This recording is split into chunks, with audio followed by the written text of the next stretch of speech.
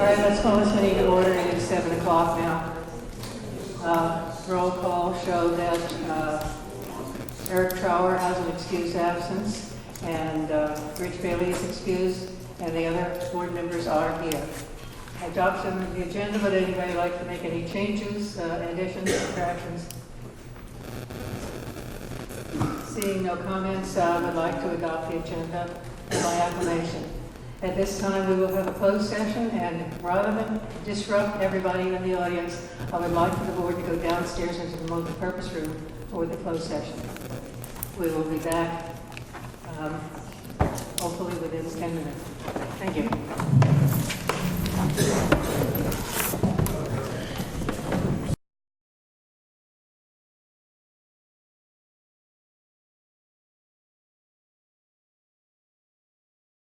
Okay, the board is coming back into open session now. There will be no action coming out of the closed session. The board will continue to work together as one unit, respectfully with one another.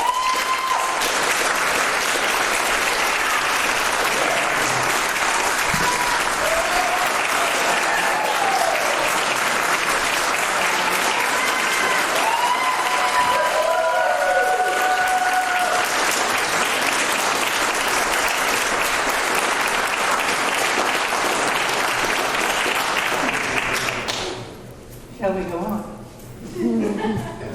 All right, we are at announcements now. The first announcement that I want to make is that there was an interview with KGMI this afternoon.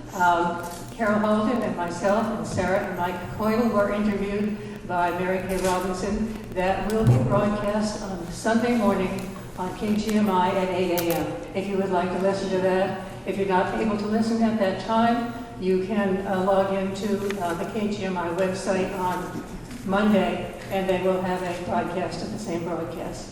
Are there any other announcements? Mike? Yes, Saturday, August 10th at the Marina is Bite of Sudden Valley from 10 o'clock until 3. There will be a flea market. There will be climbing wall, and for those of you that really want to, there's a bouncing house. There will be food trucks there also, beer garden and bands and merriment. So be there or be square. Joe? The bite actually goes from 10 to 9. Oh, that's too late for me. Yeah, what will happen is all the family-oriented stuff with the food trucks will be till about 4 o'clock, and then the bands will start about 3, and then they'll go to 9 o'clock. There's 3 different bands, and they'll still be, I believe Agave's food truck will still be there. But the bouncy house and the climbing walls are done at 3. Did you arrange for no rain this year? I will do my best. Nobody heard that. That's Did he arrange for no rain this year? Anything else? Okay, moving on to property owner comments. Would you please, if you want to speak, approach the podium and speak into the microphone. Give us your name and address first, and then make your comments. I ask anybody that comes to the podium or is in the audience to please remember to be respectful and civil when you are giving your comments. Thank you. My name's Lou Bradley, 2782. There's a couple of things that I'd like to speak to this evening that you have on your agenda. The first of them is the proposed addition of a special assessment to be added to the member petition SGM. I don't know that that's allowed under our bylaws. The president certainly can call an SGM and you could deal with a special assessment, but traditionally, if it's a petition by the members, that's the only thing that's on the ballot. The other thing that I would like to speak to is I was looking at the new entity manual and looking at the letter that went out that includes in this to prospective candidates. And on here it says the application period is open from July 8th through 4:30 p.m. September 6, 2019. And then further down in the letter, it says that once the applications are processed and confirmed after Labor Day, all vetted candidates will receive a notice from the M&E. That's just fine, except the new manual that you're looking at, the old manual, say that the closing date for applications is the Tuesday after Labor Day at the end of the day, which is September 3rd. And both of the dates in here are either September 6th or I think there's a September 4th, because it also says in addition to the application, all candidates will be asked to submit electronically the word that they have to do and their pictures. And it says after application acceptance on September 4th. So there's a bunch of dates in this that do not match with the manual. Thank you for that. I'll have any chair and staff look at that and correct it before it goes to print.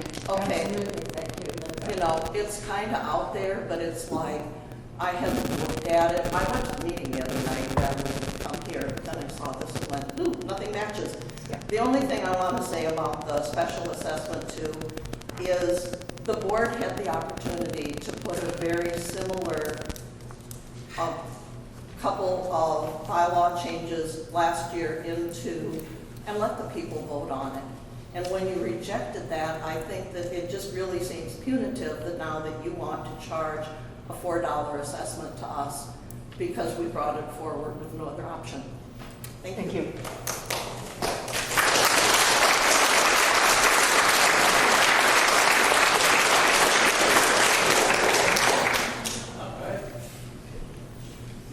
Hi, my name is James Sargent, and I live at 2 Don Ray Court. And I'd like to talk to you a moment about, I teach history and government. I'm a retired Marine. And the thing that's important to me probably the most is trust and honor. And I respect you, and I thank you for all the hard work, because I know you've been elected by the majority. And there's an issue here that I would like to bring to light. Our home originally was built on 2 lots. And 3 years ago, our neighbor offered a lot to combine with our property. And we abided by all the rules, and we combined that property with our own, and we paid dues up front for a year.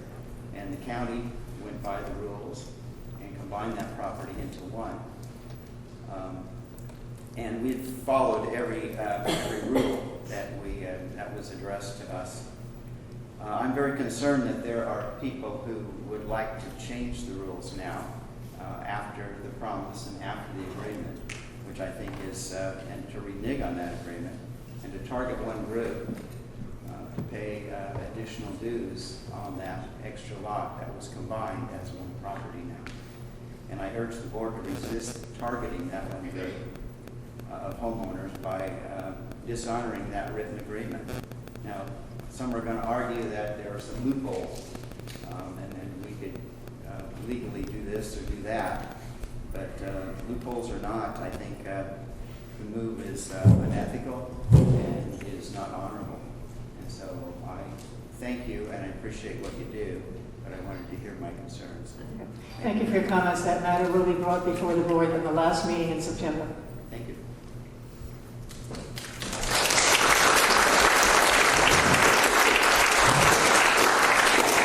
Cameron Stewart, Sudden Valley Drive. I'm tickled pink that Sarah is still here. And I've actually read your response to Director Brown to her email, and I'm surprised, well, I shouldn't be, that, sorry, trying to be polite, it's tough. I actually suggest that you be removed from this board.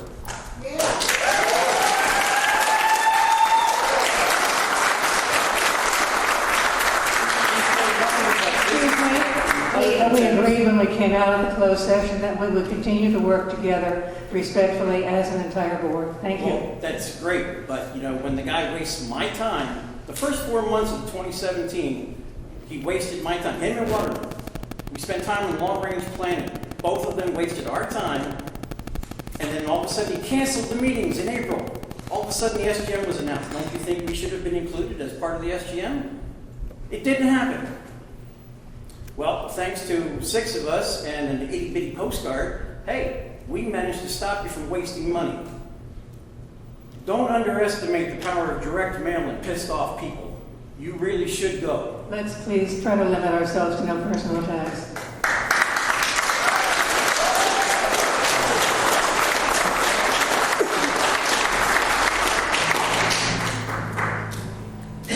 Sears Taylor, 22 Linwood Drive. I have to agree with Mr. D'Angelo that we should show respect in public discourse, and however, respect is given to those to whom it's due. And one of the things about Mitch Waterman is that he was smart enough to read the feelings of the people in the dog park.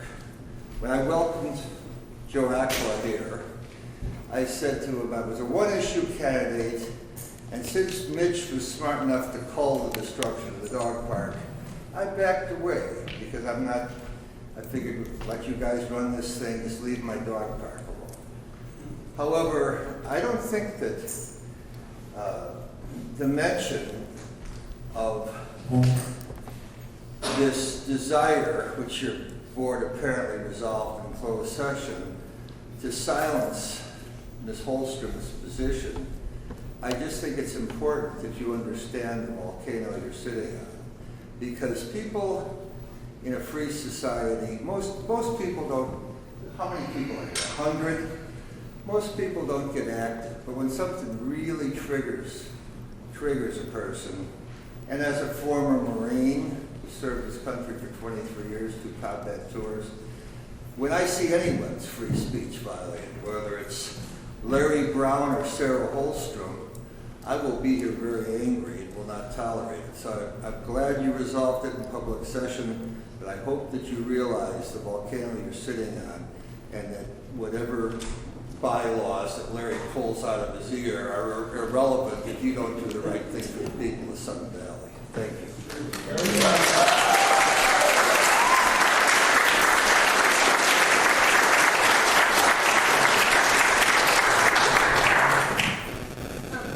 Very glad to see you on the board. I'm Sonia Gold. I'm having trouble hearing. Okay. Is it on? Yes. I'm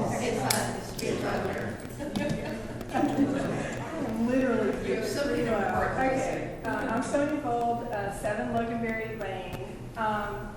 So first of all, obviously, I'd like to thank all of the blue shirts for showing up on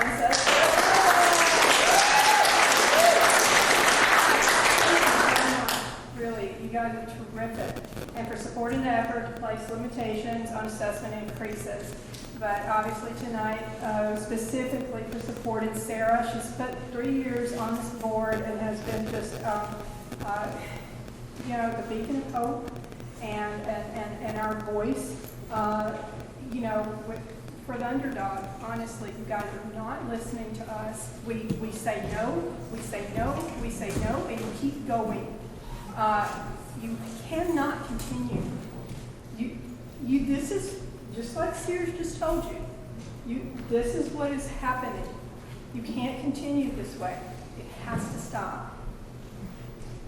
For those of you, which I think everyone knows what happened this last week, Sarah is acting as the petition supporters representative to the Sudden Valley Board of Directors, sent an email to the board, the GM, and Sudden Valley's legal counsel notifying them that petition supporters expect the board and staff to start working on creating a budget to comply with the dues and assessment limitations stated in the petition that 20% of Sudden Valley owners signed, which will be placed before the membership for a vote on September 21st at the SGM.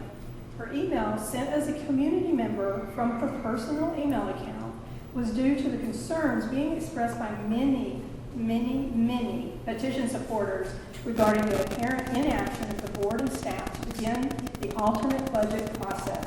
As our representative, she was working to ensure proper expectations and goals were set so that in the event the SGM measure passes, the new assessment limitations will be reflected on the November AGM budget measure. So Sarah also noted in that email the potential consequences should the board fail to take the necessary steps to honor the intent of the SGM measure. By sending an email notification, Sarah's intent was merely to prevent the issues from occurring, to actually encourage board participation and respect the community's wishes. Sadly, Director Larry Brown notified Sarah that because of that notice and her participation as a petition supporter, that if she does not publicly apologize and completely and publicly disavow that notice, that at a minimum he would have her censured. He went on to claim that her support of the petition makes her unfit for board duty, since it was just a couple of years ago, Larry, that it was you that was speaking to the media as board president and a member of the Vision 2020 group during the 2017 SGM that was funded primarily by the 2020 group. That is a conflict of interest. If Sarah hasn't taken one single vote regarding this petition, she hasn't spent one penny. We asked her to be our representative and be our voice to the board. She's certainly very fit, and if she's unfit, then you're unfit.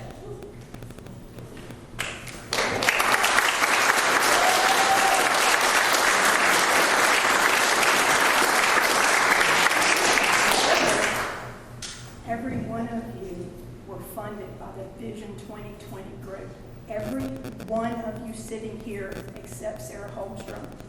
Every campaign sign was funded by Vision 2020. That is a conflict of interest. Vision 2020's motivation is to fund and push forward the revitalization plan that we voted down in 2017. You continue with that agenda despite the fact that the majority of the community keeps saying no. You are actually funded by the people that are opposing us, our entire board. That's a conflict of interest. And you're going to say she's unfit? That makes no sense to me. Sonia, you have to kind of... Okay. That being said, I personally think that the board owes Sarah a public apology. I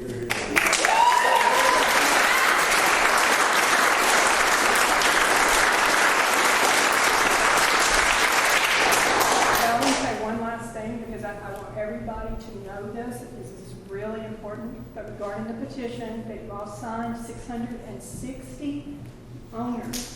Verified owners signed that petition. 20% of the people in Sudden Valley signed it within 2 days. And the board accepted it and set it as SGM. The explanations that you saw go along with that petition that explain what those measures mean and how they're calculated have been altered. And that is actually what Leslie is intending to put on the ballot. And I don't know how, I guess maybe somehow because you didn't touch the actual measure that you can say, well, I guess it's legal. I don't think it is, especially considering the fact that, number one, you changed the 7%, you take out the I can say this. Yes, ma'am, but just please get going here. I am. That being said, and this matters because this is what this is all about. You changed that without speaking to the petition representative or any of the members of this community, and you altered the intent of that petition. You are not supposed to do that. When we presented that petition, that is because we called that vote, and with that intent. And we wrote out that the 7% over the annual regular assessments are calculated off of the regular annual assessment. It's not calculated off of what you've now decided that apparently the special assessment is no longer a special assessment, but is our ongoing regular assessment, which is now added in there. So that's new. And then you changed exactly what the entire intent and the limitation. You removed all of the limits and all the teeth to the special assessment. You totally changed the calculation. You changed what it's based on, and I do not understand how that's even ethical. Number one, I'm sure you'll find a way to tell me it's legal, but it's wrong, and I know very well the intent is to confuse people and cause us to lose votes. And it's really wrong, Leslie, and you need to put the correct explanation back in there. We worked on that. It's calculated correctly, and it was written a certain way to go with the petition. What you did is you put what you wanted to put in there. You totally changed it and basically said they can alter it any kind of way they want to. Which then, Recall them all, toss them out. Please, please, as audience members, All right. remember civility. I will answer questions after. All right, let's get quiet down. I answer questions after the commenters have finished and after the public has had their opportunity to speak, then the board will respond. Thank you, Sonia.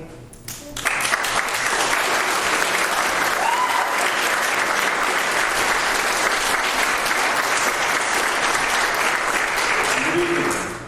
My name is Brian Terry, and I'm retired Navy. I live at 109 Grandview Lane in Life City. So I'm not going to use a lot of lawyer jargon, things of that nature there, but we moved to this community back in January 2018. It's absolutely beautiful.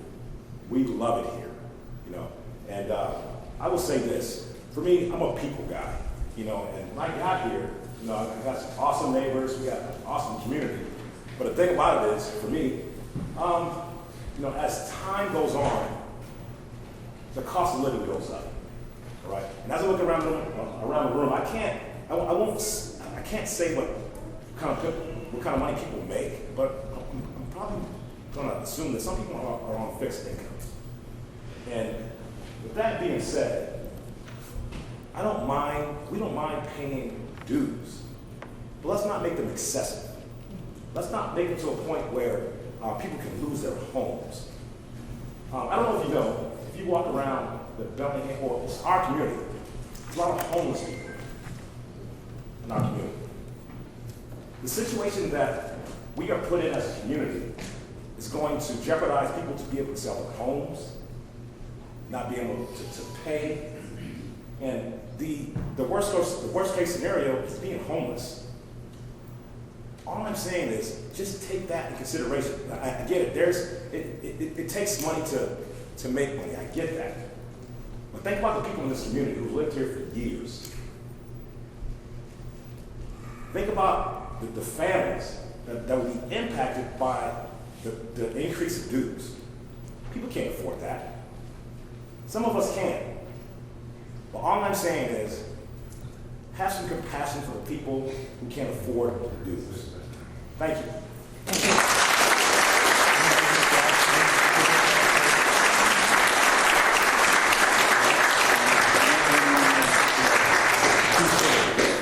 Mike Wadsworth, 5 Western Lane. This country was founded by people with a vision. They were no longer going to be taxed or have fees or laws or decrees imposed on them any longer by tyrants who did not allow them representation in their rule. Eric asked a couple weeks ago, who of us would not obey the law? Well, we won't allow the law to restrict us from having a say in our homeownership and our rules and bylaws out here. We'll no longer allow rules to be made or existing rules to be changed to strip us of our rights. We will no longer sit idle and allow the mismanagement of funds and resources to continue. We will no longer allow the few to rule the many. So I'm giving you the same warning that Sarah gave you. We, the homeowners, expect our petition to be received in the same respect and support as the SGM in 2018 was given when the revitalization was being shoved down our throats. The board is now advised that it should be prepared to follow the wishes of the homeowner should this SGM pass to restrict dues to the amount of only 7% allowed.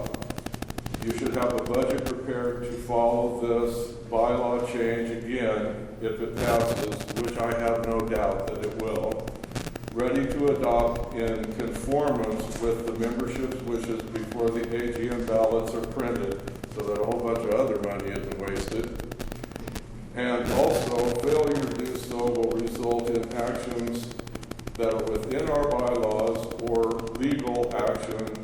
against the board and cause us to remove each one of you and your minions on the subcommittee. So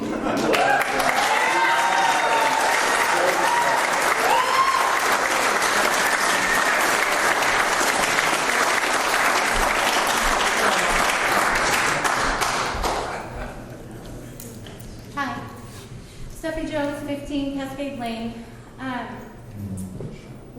I have only lived here a few years, and I really would like an explanation why the sheriff is here.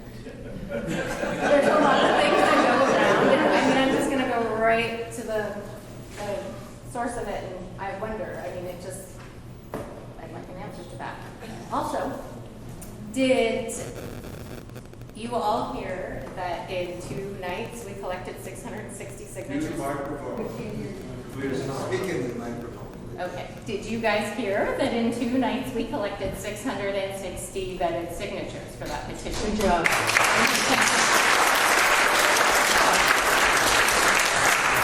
So, what I think those 660 people would like, because I talked to quite a few of them, would be for the petition to be heard as it was presented. Yes. Yes. Okay. And also, I'm wondering why we're fighting.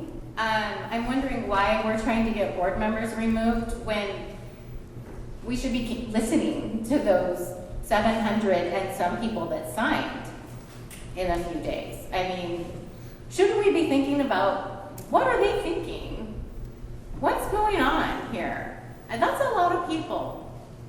You know, I mean, I'm just wondering, where's the disconnect? And I wanted to present that. And that's pretty much all I have to say. I'm grateful, Sarah, for everything you've done, and thank you. I'm glad you're still here.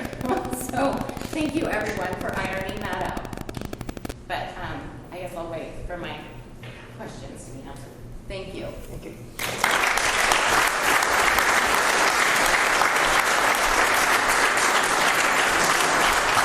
Hi, I'm Terry Fisher, 16 Cold Spring Lane. I've been here many times when there's only 5 or 6 people, trying to keep some sense on our spending and what I think this community really wants. And most of the time, we find a balance, and the vote has kept us in a reasonable area where, hey, the people that bought for the golf course, Leslie, whoever, we understand that you have your wants, but there's many people, probably the majority, which nobody wants to admit, that doesn't go, that doesn't care about the golf course. So what I feel like is, I was watching a movie the other day, and it was Pearl Harbor. And when the Japanese were attacked, the general says, "I fear we have woken a lion." Well, you know what's happened? You've woke the lion. Not you feared it, you did it. I didn't have anything to do with this, and I'm so proud that people are now stepping up.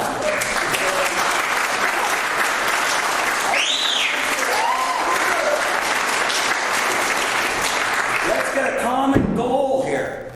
That Leslie, any golf people, I understand. I mean, I've been here for 37 years. We paid $800,000 for a new irrigation system back in the 80s.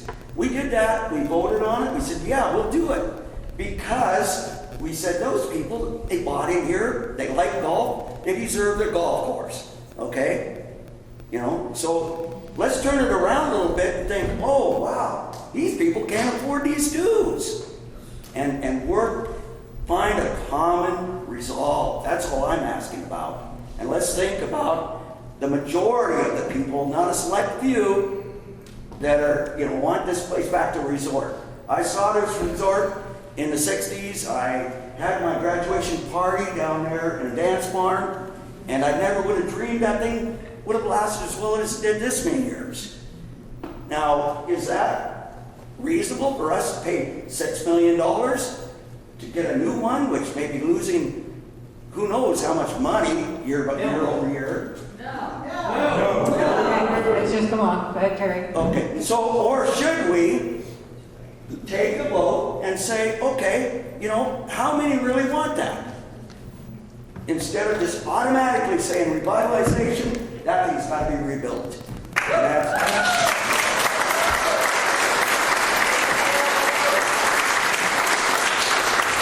I requested that one board member here step down after he said this community committed suicide.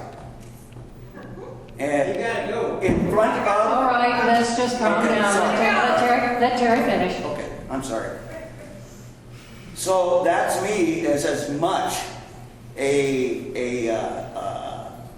as much a reason to pull somebody off the board as what's been obviously talked about with Sarah. And so that's what I have to say. I'm sorry. I'm missing the football.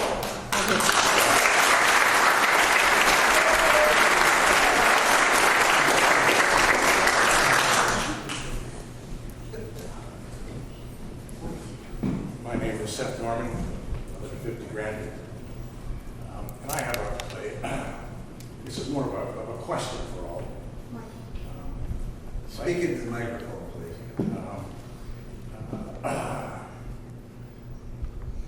I was a journalist. I investigated corrupt police departments and other assorted organizations. A third of the officers were indicted. A quarter of them went to federal prison. I'm sorry, I can't hear you. A third of them were indicted. A quarter of them went to federal prison. You saw it on 60 Minutes. And one of the laws of journalism is follow the money. Follow the money. Yeah. Now, I don't know if this is true for the rest of you, but I have repeatedly, over the last 4 or 5 years, received postcards, letters, and actually threatening phone calls saying, sell me your property next door. I mean, they say, this is your last chance, you'll face the consequences. I have tapes of those calls, and I have those cards, and I have those letters. So I ask you, who would benefit from forcing people to sell pieces of property because they've raised the dues on them so substantially?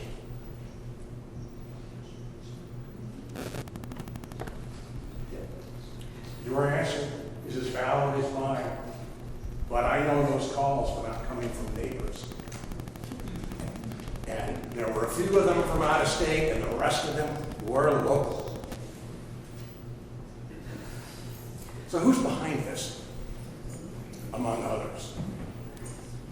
How do you get that question? That sounds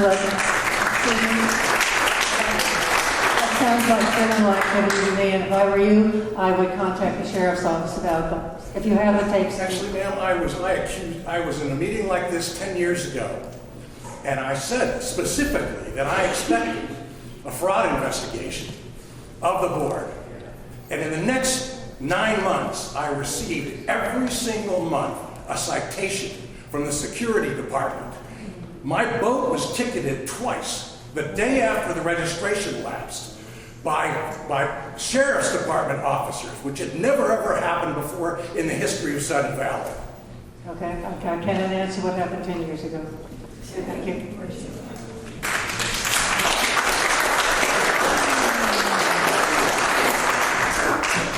My name's Morgan. I live on 10 Samuel Circle. I've never been to a board meeting before, but I have listened and watched conversations on Facebook and what other groups talked among people that I know.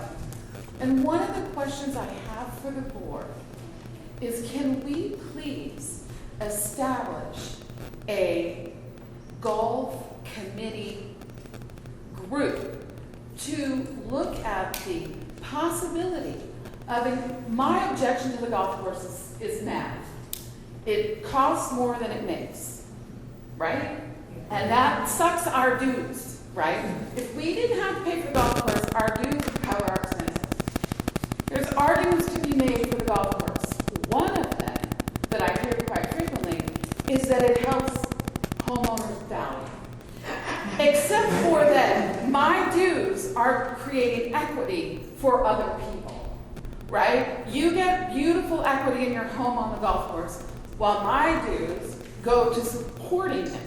I would like to see a well-rounded group golfers, non-golfers, executives, is look at penny by penny. Do we need to increase marketing? Do we need to lower costs? Do we need to offer family night on Monday for $29 so we get interest in the golf? I love the golf course to look at. I hate paying for it because it's sucking money from other things. I love the pool, right? You put out money for the pool, I'm going to pay for it. But I don't use the golf course. But I have to pay extra for the pool so that there's a golf course. That I object to. We can't get rid of the golf course. It's in our bylaws. Any money the golf course makes goes back to the golf course. By the bylaws, it can never go back to the general fund.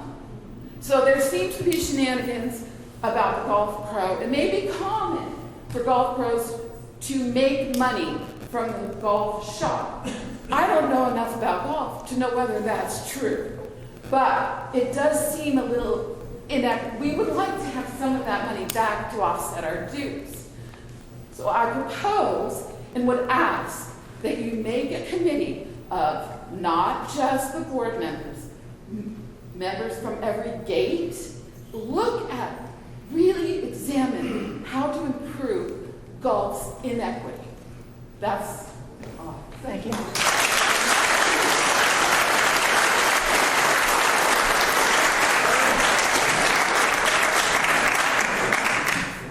My name is Terry Bates. I live at 11 North Point Drive in Gate 1.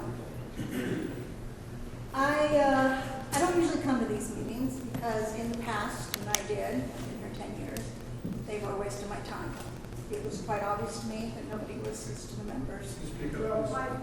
Sorry. Always been told I was very loud. And I've never spoken. But I have to shake my head in bewilderment at this particular board. I am totally related, and you, I have no words for, because a lady shouldn't say the things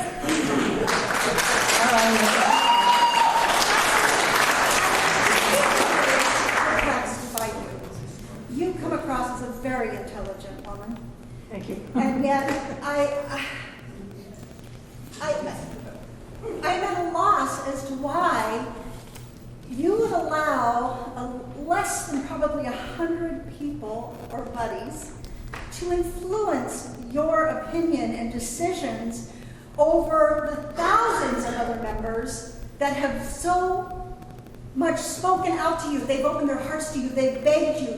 They've told you their life stories. They've told you your hardships. And you are oblivious to this. I cannot for the life of me comprehend why you are all so set on taking this back to a resort community from bygone years. That's not what Sudden Valley is anymore. Sudden Valley is homes to people who are barely making their dual family homes, their children. They work hard to get what they've got and to raise their dues to something astronomical to fulfill the dreams of the board is just beyond my comprehension. You've got to have some empathy for these people. I mean, is it ego? Is it money? I don't know what it is, but I'm asking you to please reconsider the people that put you in the positions you're in to address this issue. I'm not saying that we should never have dues increase. Of course we need dues increase. Life goes on. Prices go up. But to take homes away from people who can't afford a tremendous increase is heartless. And I'm asking you all to please be respectful of the very people who have put their lives under you. Thank you.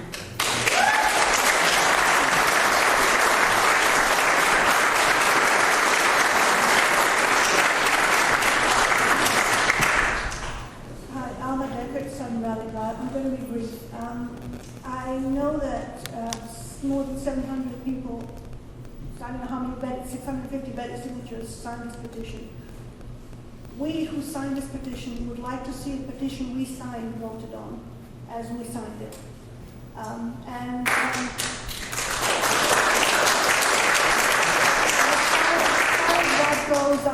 I've spoken to at least 2 people who have been away for the last couple of weeks, who came back saying, what petition I want to have signed it, I would have signed it.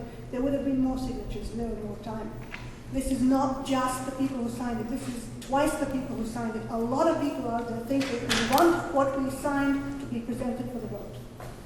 Thank you.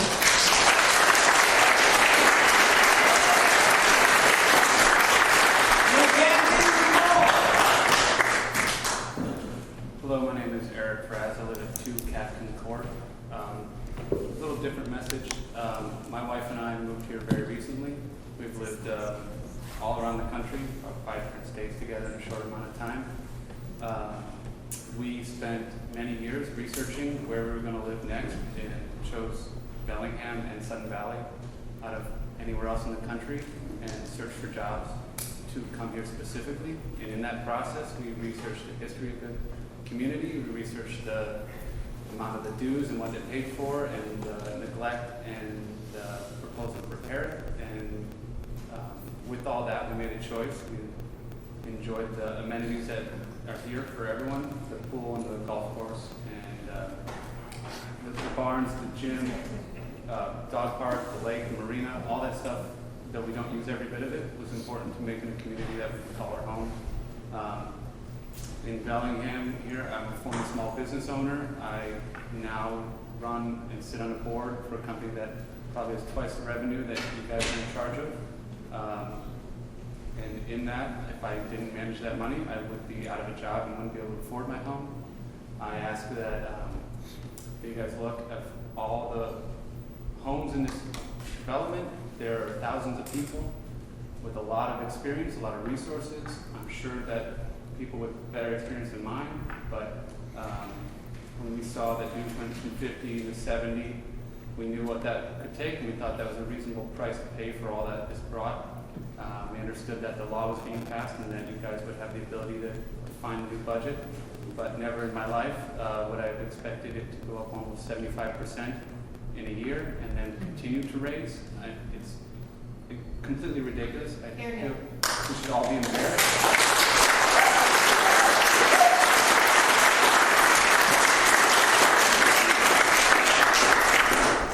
If you cannot do this job, I think you should look out and reach and ask for assistance. There must be people that are willing to help, people that can guide you guys on better financial practices. And I've lived in communities that had very similar amount of amenities and nicer facilities perhaps, and the dues were far less. And it's amusing if it wasn't so punishing, and I worry not just for myself, but for people that can't afford what I can do and what my wife can do and earn, and we find it challenging.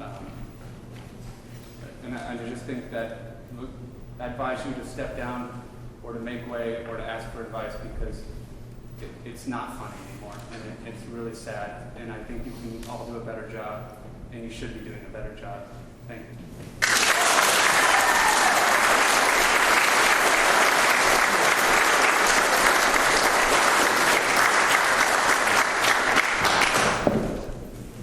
Joe O'Keefe, 112 Grandview Lane.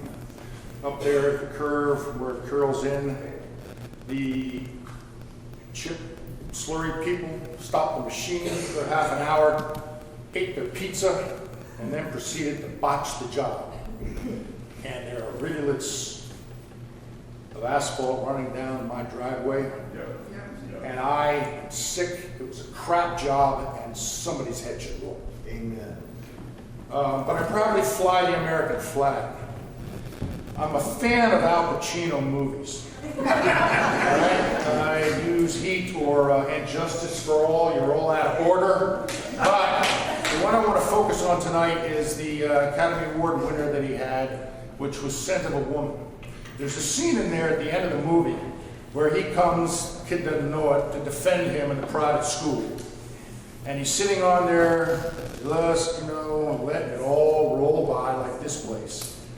And at one point, he just basically has had it, slaps his hand down and says, you know, if I were younger and I could see, I'd take a flamethrower to this place. There are a lot of people, metaphorically speaking, who would like to take a flamethrower to Sun Valley's political construct and everything that goes down here on a daily basis. Seriously.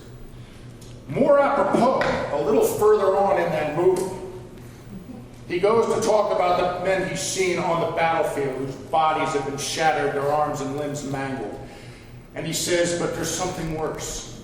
There's nothing worse than the sight of an amputated spirit.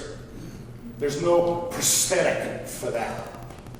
Sun Valley is looking for a prosthetic for the insanity that is the political construct here in this place.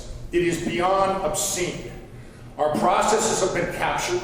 We somehow have to worship Robert's Rules of Order, and from where I sit, it should be burned in effigy and in honor so we can all get together at the beginning and the end of every meeting and the annual general meeting, because it doesn't help. You got people who live here, they want to live, they want their voices to be heard, they don't want you guys to take and run with the football. You know, budgets are priorities.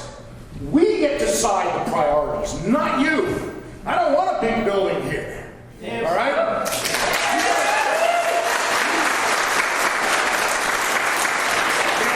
We got $600,000-$700,000 going to this piece of crap next door, which is now vacant. Tiananmen Square. In fact, it even has its own tombstones. That's how that is. Okay? And now we have to pay for getting rid of the foundation for this thing, where people put $350,000, $400,000, and the emotional extortion that went down forever. Hey, you're helping the community. Screw you. I'm not done. I'm going to finish. You let a lot of other people. If you're ever going through therapy, one of the things that happens is everybody talks. I tell people this place is the Tower of Babel, except it's not, because there's no tower. When people are dysfunctional as a group, one of the tactics they use is the ticket to talk. You guys get to speak forever. The political propaganda, the pablum that comes out as you guys have discussed theoretically our priorities without letting us speak for more than 3 minutes is insane. One of the things you use is the ticket to talk. It can be a feather, a Nerf ball, a hatchet, or whatever, and you pass it around. You get to talk, we have to listen. You pass it on to the next person. And only that person gets to pass it on. We may keep it from you for a while, so you hear. This place needs a ticket to talk. Okay? So everybody's voice gets heard, and we are not basically abused by process. Larry, you have to go. Leslie.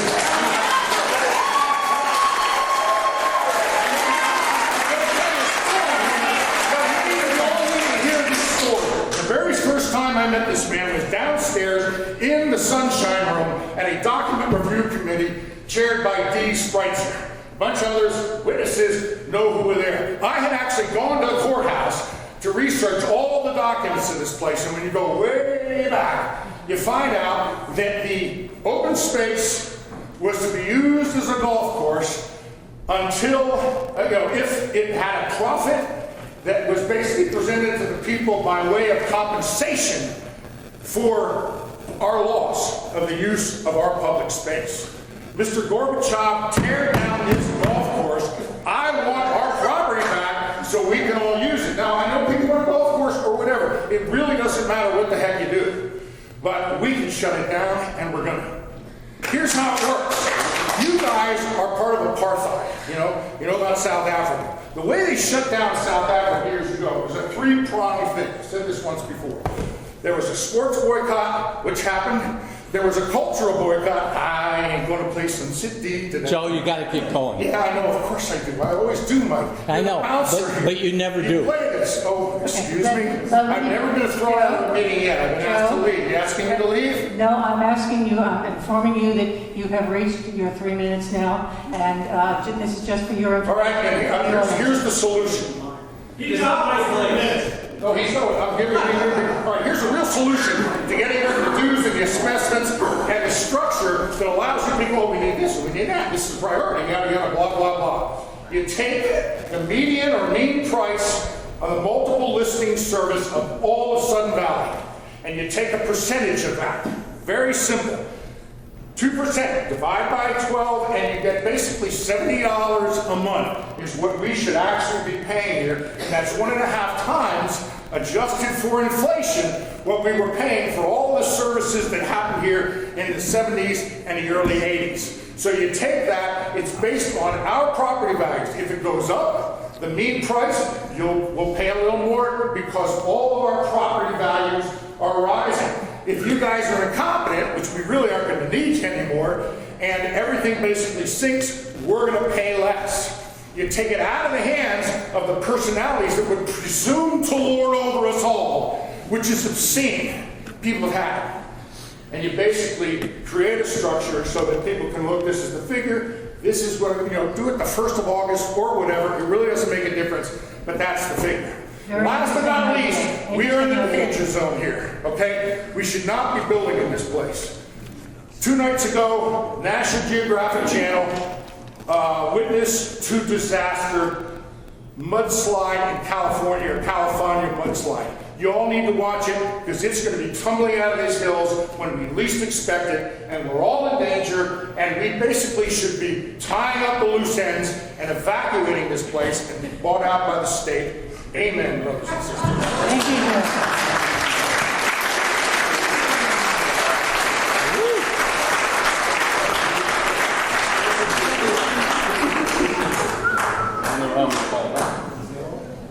Ian Rubenfeld, 14 Maple Court. First question, I saw a new security truck today, a white mid-sized Chevy with a camper top. I don't know if that's brand new. I was under the impression that we're contracting out our security, so I'm just wondering what purpose that was for. Mike.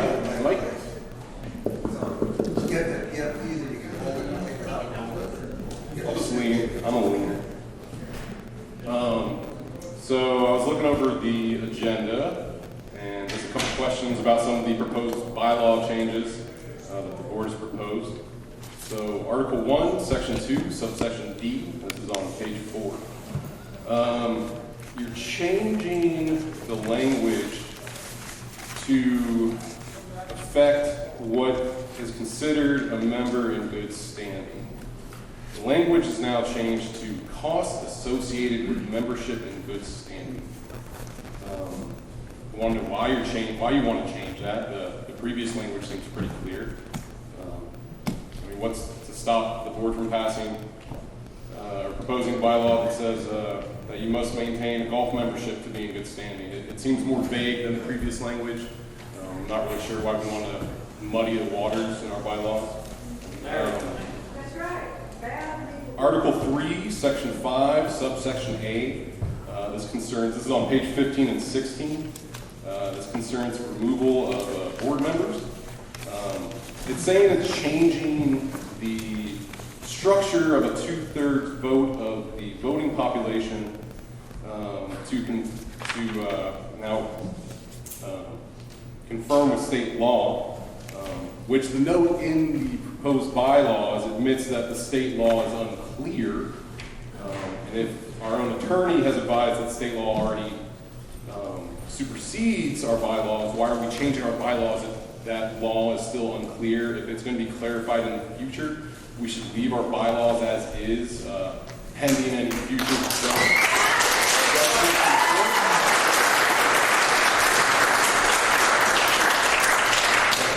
See, Article 3, Section 18 on borrowing. This is on page 21. You've inserted language that removes any member approval of board borrowing or lending from a financial institution. You seem to be consolidating power. You're just giving yourself a blank check by inserting that language. I don't really understand why you are not confident to come to the membership when there's a need that you feel needs to be addressed by borrowing money and pledging our assessments as collateral on those loans. Cameron, please.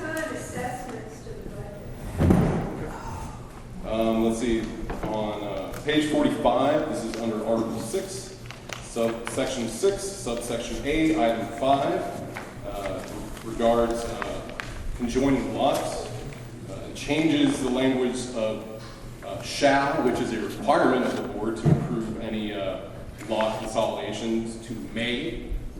Why is that being proposed? If a member meets all requirements that are set forth in the bylaws to consolidate lots, they should be allowed to.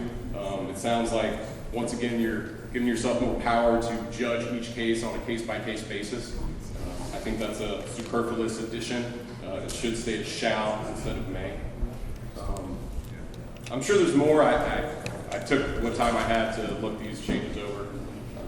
I want to be, I want to be constructive here. I want to add something to the discussion. So all this sort of just points to one theme that, the board wants to, in my view, the board just wants to consolidate power and take away oversight from the membership. I think a lot of us moved here because we were confident that there was a democratic process here per our bylaws, and we'd like to see those stay in place. So my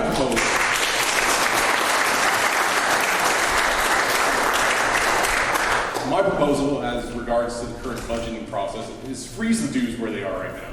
Show some good faith. The membership has shown good faith by, I believe you've reported over a 90% payment rate on all the dues and assessments. So freeze the dues right now. Go on the plan that you had for this past year on the budget, and let's figure out a way that we can, like others have said, actually do this as a community, not just by fiat of a 9-member board. And just on a personal note, like I told you last time, so this past week, another friend said that they're going to sell their house next year because they can't afford the dues, they can't put up with the uncertainty. So I'm just really happy that you guys are winning away my social circle. It's nice. By the way, this family are golfers. He has children. He's going to teach them to golf, but they're going to leave this community now. So yeah, I think that's about all I got. And go Hawks!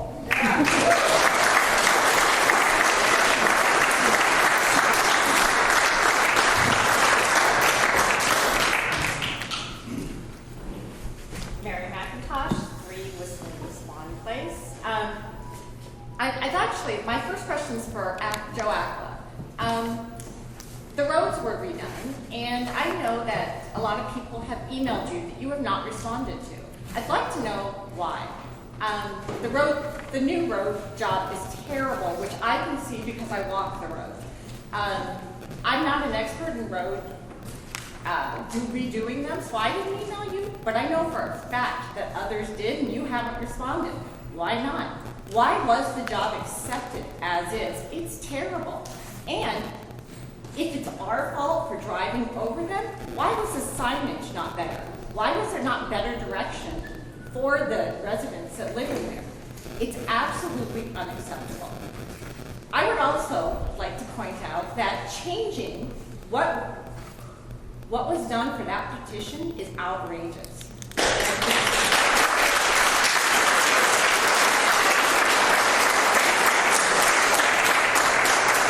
would like to ask every single one of you to step down.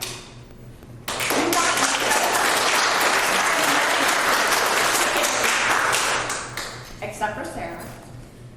Sarah may stay, and we hope she would forever, because she is the only one that has looked after our interests.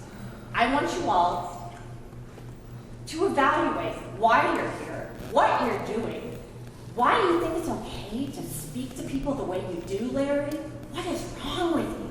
I want that answer.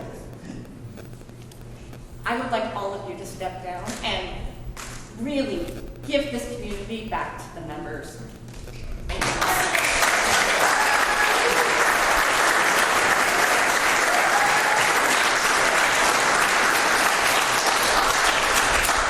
Okay. Seeing no one else, so we apparently have one more voice here.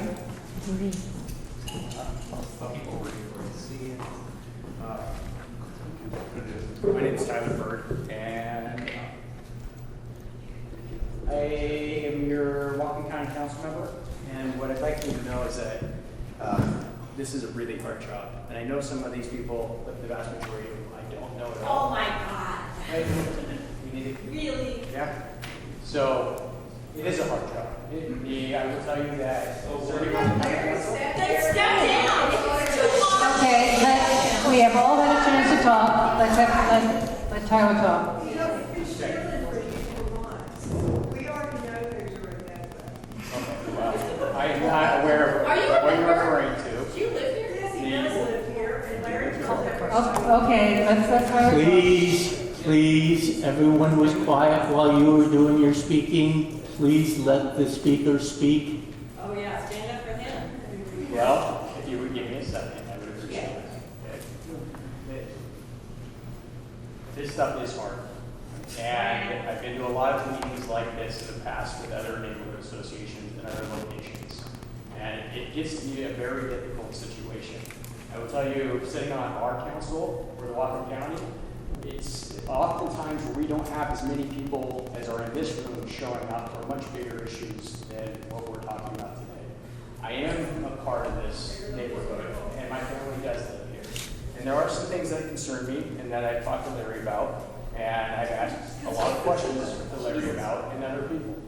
Talk to Ken Man. Let him talk. You've had your chance. Now let Tyler talk. Thank you. Good. All right. The man's a friend of mine, and I will absolutely talk to him as well.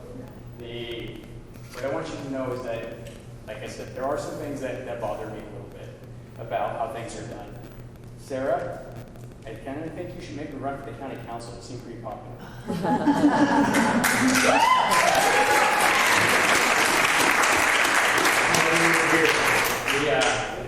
One thing that I stress a lot on our council is transparency, open conversation, compromise. It's the one thing you see me fight about constantly all the time.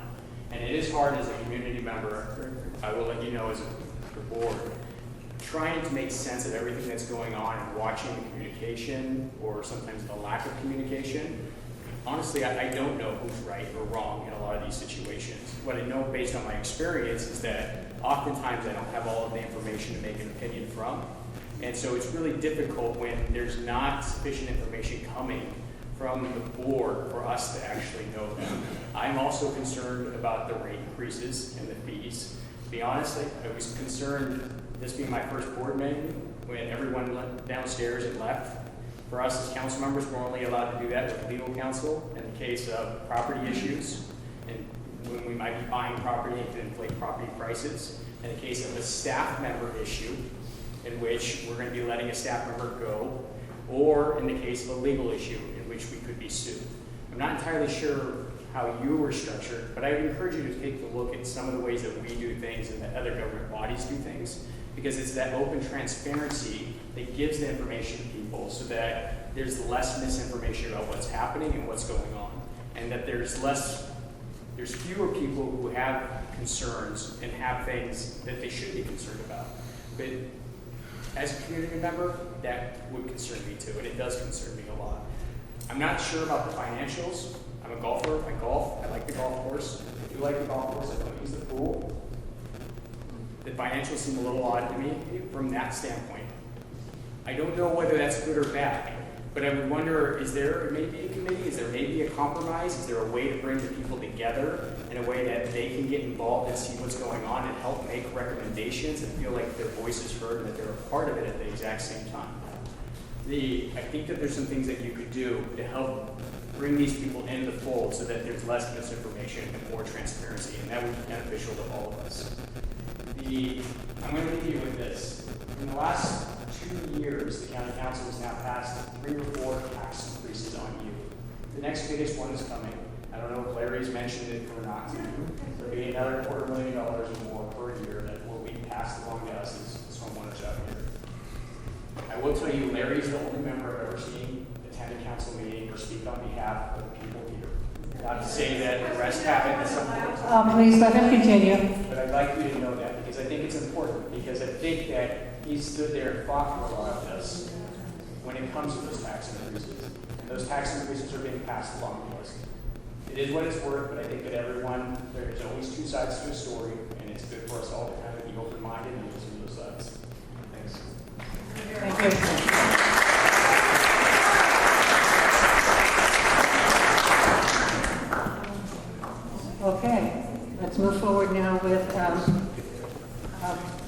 responses. Let me go through a couple of things. I'm going to start out with the explanation on the ballot.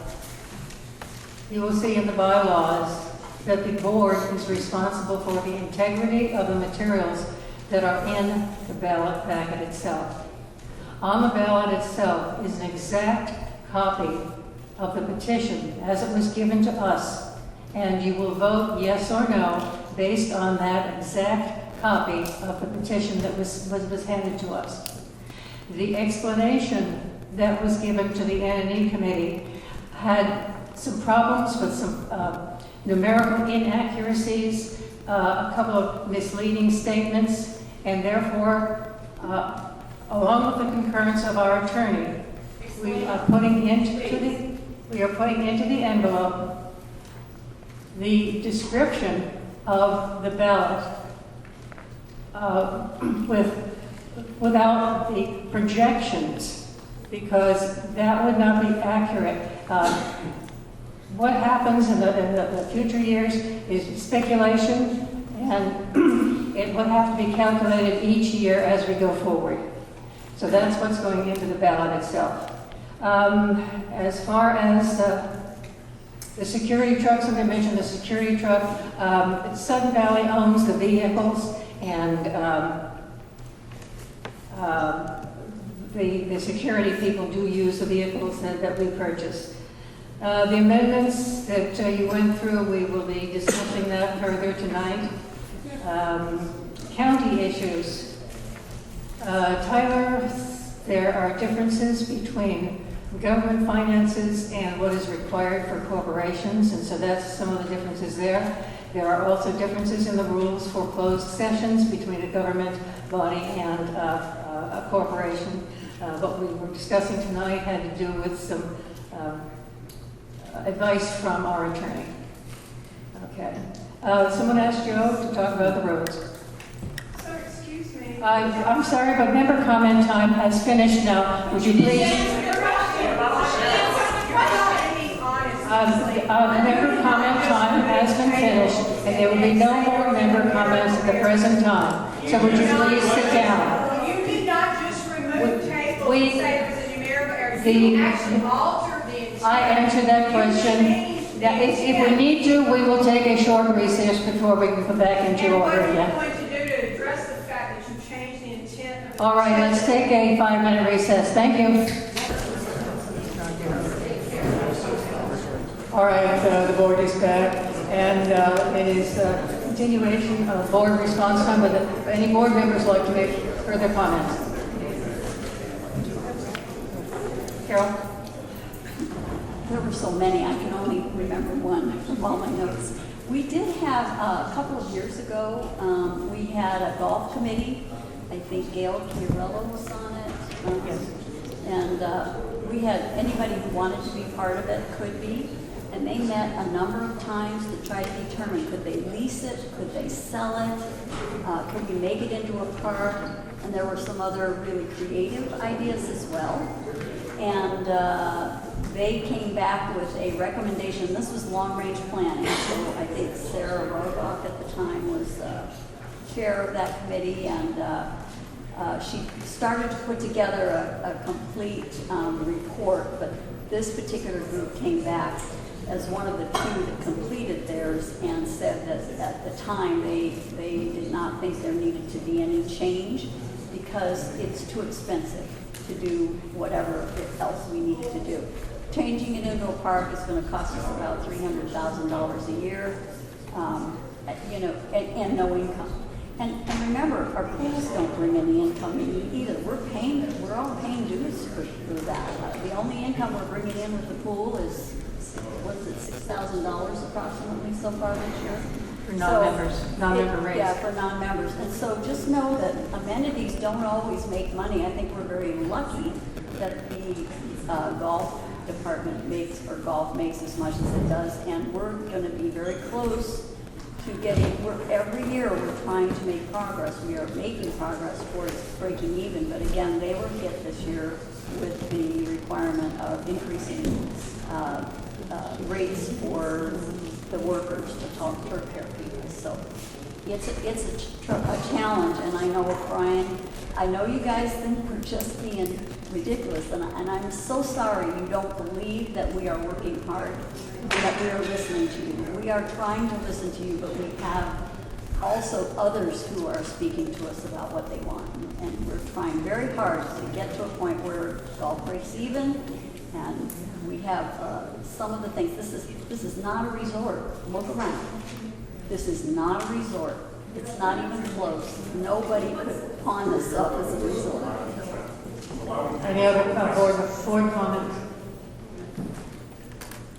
Okay, well, let's move on to continuing business and building is necessary. Sarah, you asked to have this on the. Can he talk about the roads? Yeah, Joe. Oh, right. Okay. That was the question. Yeah, okay. If I have missed anybody's emails, I apologize. I will go back through those tomorrow morning and look at those. The road process, a lot of where and Mike can help me because he's used this material. I've never seen this material ever used before. And I've stated that many times. A lot of the areas where there's issues is where people drove through it, where they did not follow the pilot cars. And then there's areas where it worked and it stayed down where no one drove across. I'm working with our project manager a little bit, and we're going to see if I can get these guys back in here to try to touch up these areas before anything else is done. But it's a liquid slurry that goes down. Mike could probably elaborate more on what the process is with it. But it's a liquid that goes down. And it will. Who's responsible for the construction inspection during the process? We had a project manager, and it was an ongoing process with trying to get information from the company and trying to keep them on track. I will say right now, if we ever micro seal again, I will not use this company. I've had very, very poor response from them and stuff, but they will never come back in again. We will paint. We are going to paint lines probably within the next 2-3 weeks. Are going to paint the whites and the yellows. Okay. Other board comments? Okay. Now can we move on with the continuing business? Sarah? Sarah, do you have a motion to make? Your motion?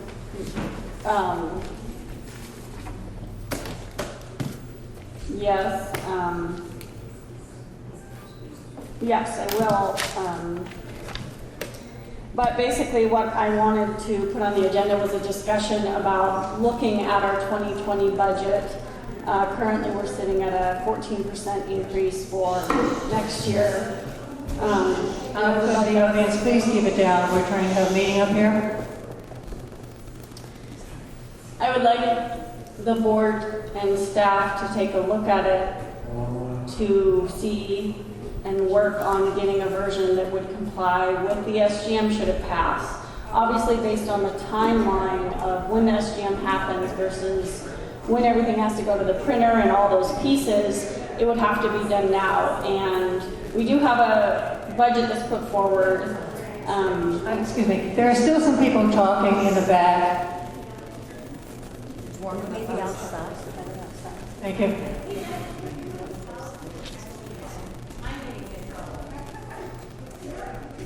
I'm still hearing talking. Close the doors. Okay. All right.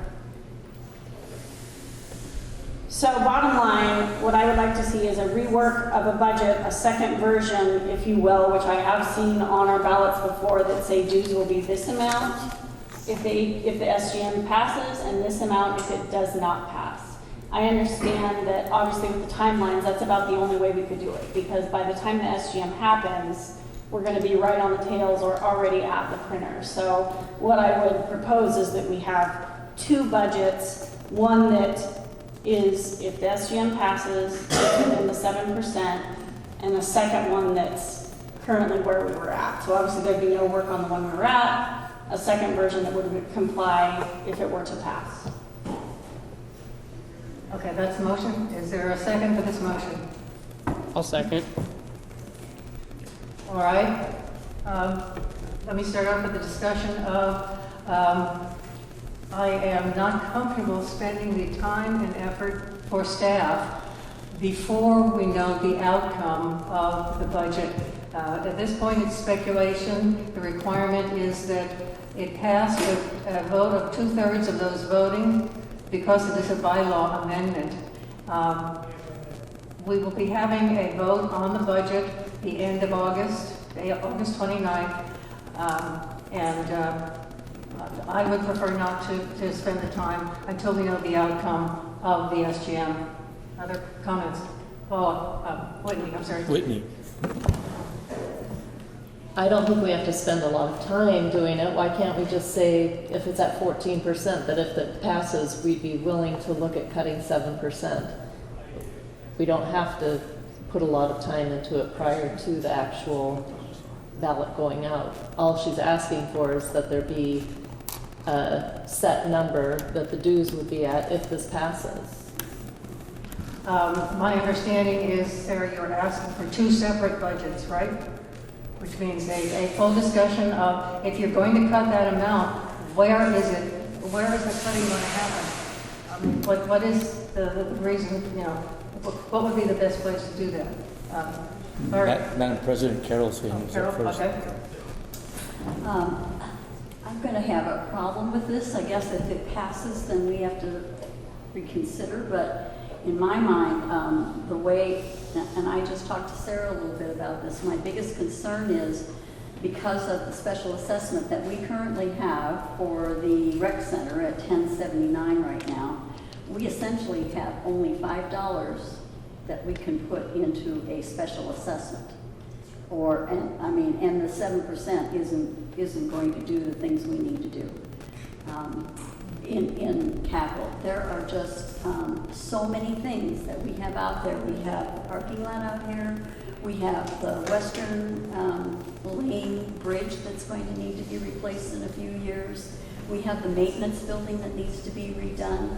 None of those, a $5 dues per month per person is going to raise $175 a year, $1,000 a year. That doesn't come close to the $1 million that we might need. And I hate to say that, guys, but these are things that if you want to run this community, it breaks my heart because I know you guys are so sincere about this, and I hear you, but this is a reality. If we want a maintenance building, if we want to have our roads, if we want to have the bridge that you can cross on Western Lane, these are things that we need to have, and we cannot do it with a $5 a month special assessment. It just can't be done. And I would not recommend that we do a second budget. I would recommend instead that we try to go forward with the current situation that we have put forth in the budget. Madam President, Larry. You just got $40. Excuse me, the board is having a meeting now. Thank you. Remember who you work for. Excuse me. Remember We can shut the meeting down and go downstairs. Remember who it We is need you to work do for. that. Don't forget that. Okay? We cannot do that. We're not legally able to do that. The state law trumps whatever our bylaws say. Whether this proposal passes in September or not, the state law mandates certain timelines for when a budget can be proposed and how it can be proposed. So in order to follow those timelines, we would have to literally ignore our legal fiduciary responsibility to understand the impact of a reduction that is being requested. Just throwing a number out there, oh, we're going to reduce our budget by X%, without having a thorough discussion of all of the proposed impacts. Where is this cut going to come from? Where is that cut going to come from? What staff are we going to fire? What physical things are we going to delay and for how long? That takes time, and it cannot be done within the timeline that we have left. Even if we started today, We wouldn't have time to get that done in an adequate way. Look how long we've spent discussing the budget that we have in front of us, and all of the things that have been cut out of that budget, and all of the things that have been discussed ad nauseum. We can't do that. That's all we have, Madam President. Sarah, I apologize. Lee, I just have a couple of things. One is that in terms of the timeline, people are talking about the dates. The SGM special election will be certified, meaning it's really, all the votes have been counted and recounted and checked and returned on either September 23rd or September 24th. That's the Monday and the Tuesday after the SGM. The printer needs to have the information for the annual general meeting on September 13th. 10 days before we're going to have the results. I would like, since I've been thinking about this as the NNE chair, let me say one other thing. These are two comments that are not related specifically to the deadlines. But one issue that's involved in the proposed budget is the change in the state minimum wage law. A number of people have talked about poverty in our community in one way or another. One of the ways that we have of helping to alleviate that is to be paying individuals at least the minimum wage. So there's a hunk of money, I'm not sure how much, but that's one of the things that you are paying for in this. The second thing is an observation that I'd like to make. None of this tonight or any of the aunts that came up to it would have occurred if the petition had had an effective date. The effective date was completely missing. And that's a fantasy kind of thing, because people are working to get this information to voters so they can make an intelligent choice.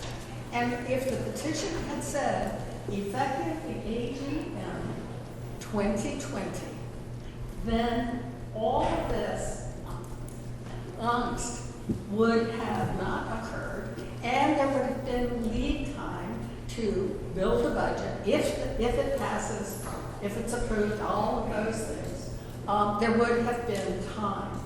So that's an observation that I just want to make. Madam President, Sarah. Thanks. Several comments. One, the 15% special assessment is about, at current levels, $600,000 a year that's given to the association. Yes, we do have a current special assessment in place. The point of this is people can't afford another $1 million project. I understand it's important. I also understand people have to live within a budget. So the idea of this was to try to balance the two. $600,000 a year would be a very reasonable amount if we did a loan over a longer period of time, so it's not all hit in 1 year. And that was kind of the idea behind that, and how the amount was determined for reasonableness. Second of all, there's nothing legally that would prevent us from doing this. I completely disagree with that. I understand the timelines, I understand the pieces that have to be in there, and that's why I am proposing that we currently put in something that says if the SGM passes, this will be your dues. If it doesn't pass, this will be your dues. An example of that is before Wekiwa, when we voted on our dues separately from our budget, if the dues didn't pass, we had to make that work. We had to go back to the budget and adjust it. That's exactly what I'm proposing we do here. Again, if the SGM doesn't pass, it doesn't matter. We continue on with what we're doing currently with the current proposal of 14%. It might be 13% actually with the amendment. I'm not sure. 13 or 14%. Also, in response to NNE, The bylaws already say that as soon as this is voted on, it takes effect immediately. So I don't understand the point in having any kind of effective date on it. Whether we had that in there or not wouldn't have affected the timeline we're on. We would have had to present this earlier than it was presented in order to allow for a different timeline. There's a set amount of time, there's 60 days and SGM has to be called within. That's the timeline we're following, 60 days out, the first Saturday. This is being done as quickly as it can possibly be done. And yes, Wekiwa does have really strict terms on the time frame of everything. And again, that's why I'm asking the board to consider this and look at it now based on a dues amount, because that doesn't take a huge amount of time. And again, it's no different than what we used to do when we voted on dues and they failed.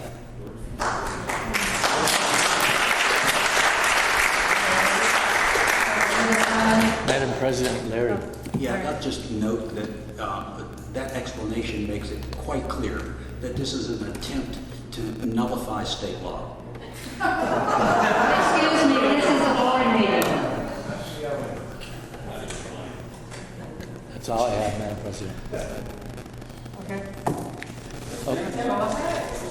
Excuse me.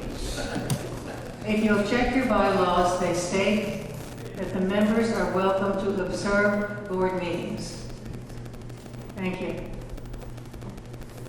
Not to open a can of worms, but has a discussion or determination been made by the attorney about the legality of doing such? If we have the budget in front of us, you're saying there's not a legal issue, you're saying that there is. Do we have an opinion from our attorney on whether or not we can move forward with that?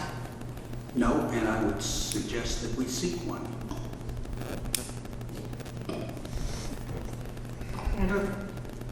I just think, again, to kind of restate what's been presented, I don't think it's an unreasonable request to pursue what Sarah has asked. I mean, even with the semantics of what was included or not included, you know, in layman terms, what I see is the community put together a petition, they presented it to the board.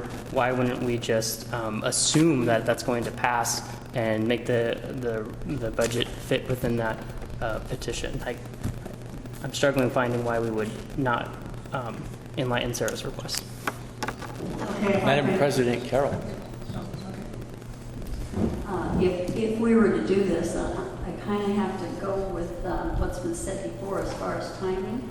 We're going to have to go through the entire surf list and reprioritize everything and figure out what we're not going to do this year then. We had specific items that we were going to put on the capital list that we were going to work on, and we're going to have to reevaluate that.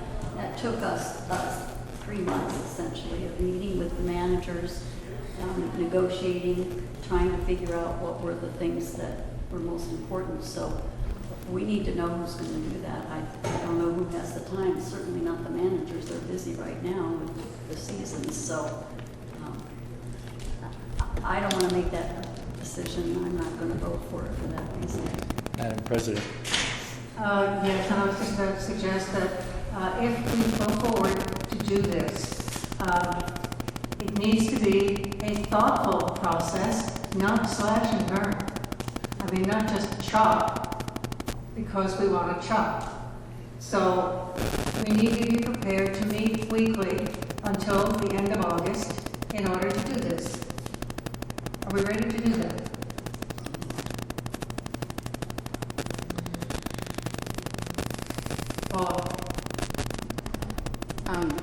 I would suggest possibly changing the motion or considering changing the motion to be upon, I mean, I don't know that we have enough time to put that together right now, but if we were to look at it and put it at the discretion or at the advisement of an attorney, because we have not yet seen an attorney, and to make the decision as to whether or not we work on that upon legal advice.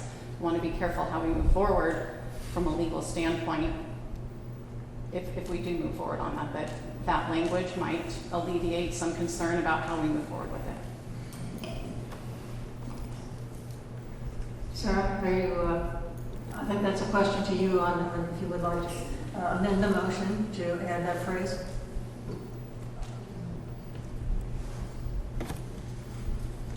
I guess, I'm conflicted on that. One side of me says, obviously we have to see the attorney and make sure that we can do that. And I think if we vote to do something and we can't legally do it, would we ever still move forward? I mean, I guess, to me, it's implied that if the attorney comes back and says, no, you can't do this because of whatever. So what I'm getting now is you are going to ask me to approach the attorney about the legality of placing two budgets on the ballot. Is that the question? Is that the question I'm supposed to be asking the attorney?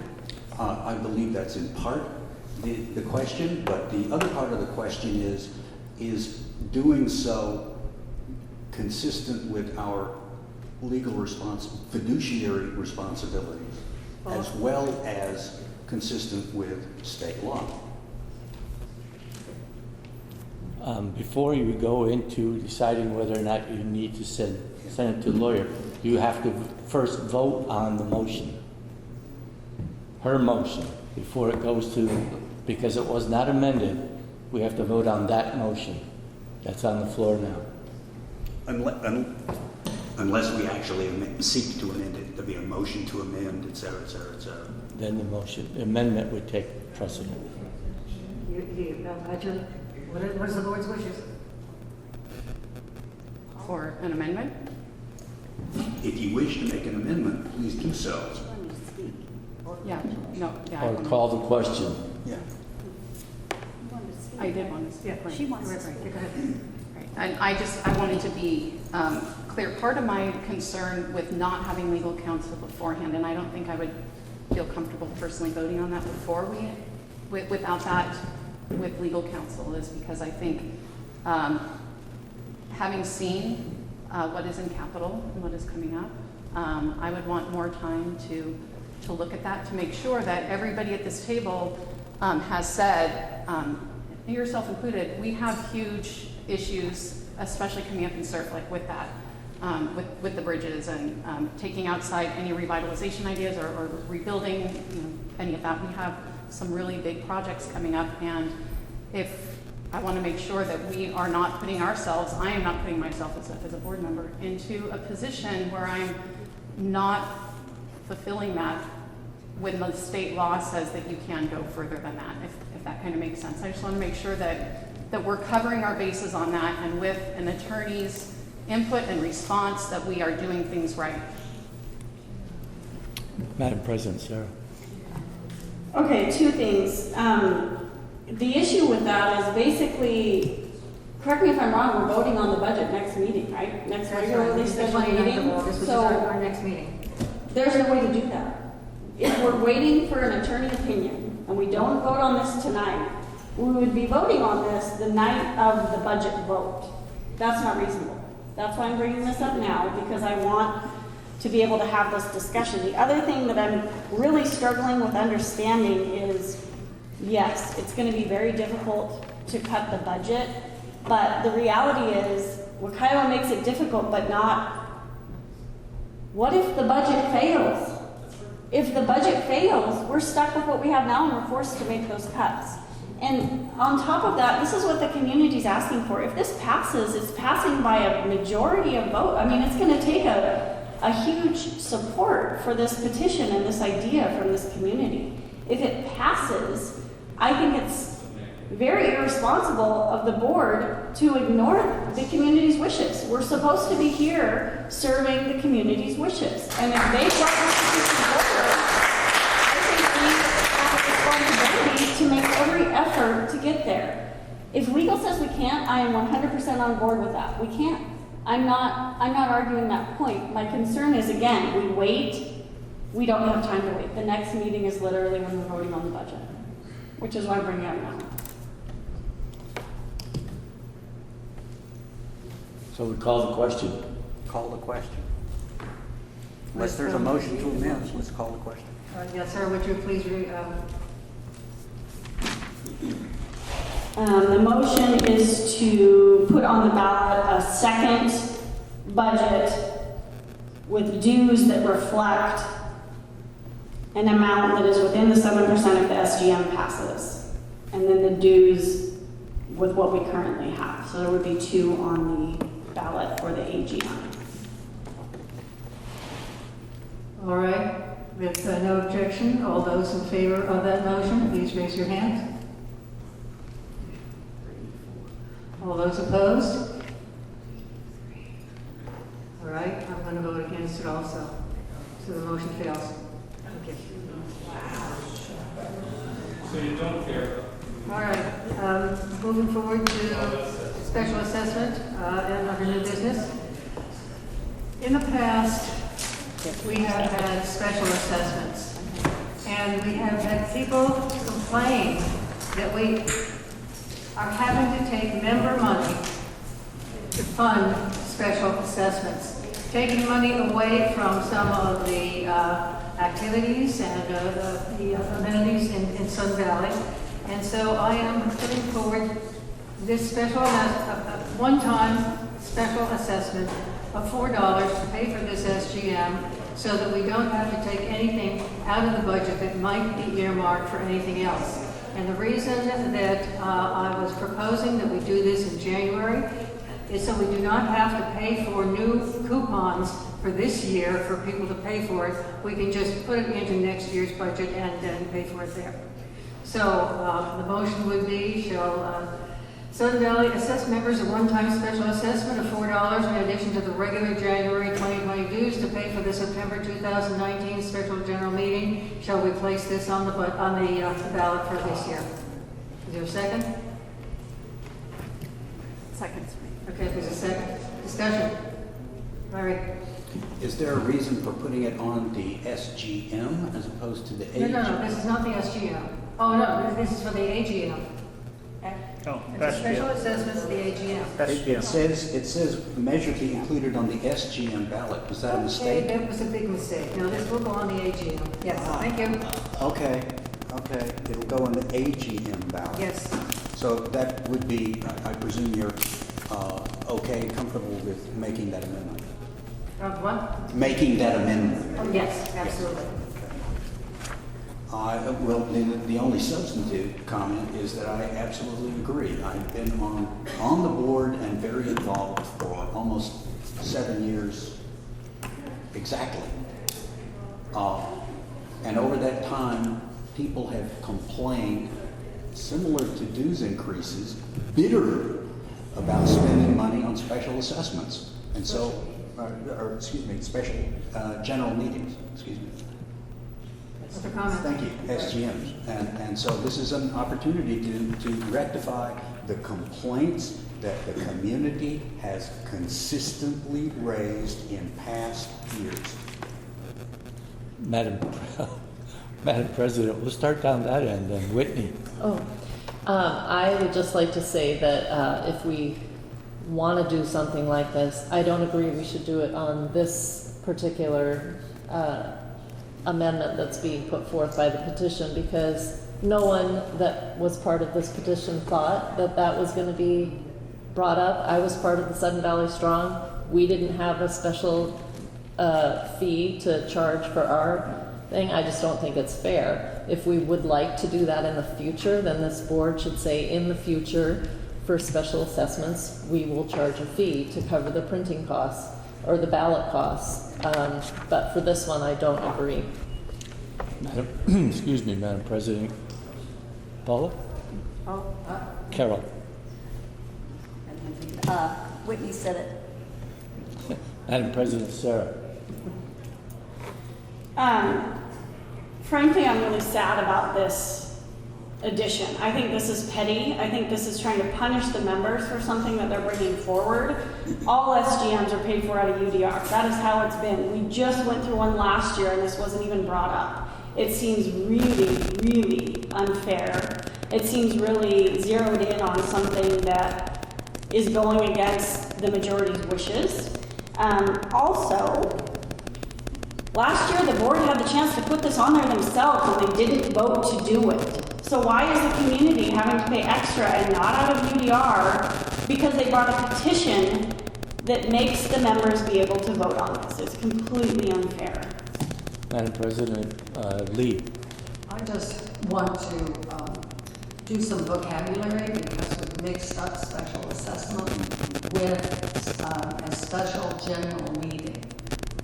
Okay, words have been, and so we're talking about a $4 one-time assessment, which comes to $12,000, which is the general cost of running an election.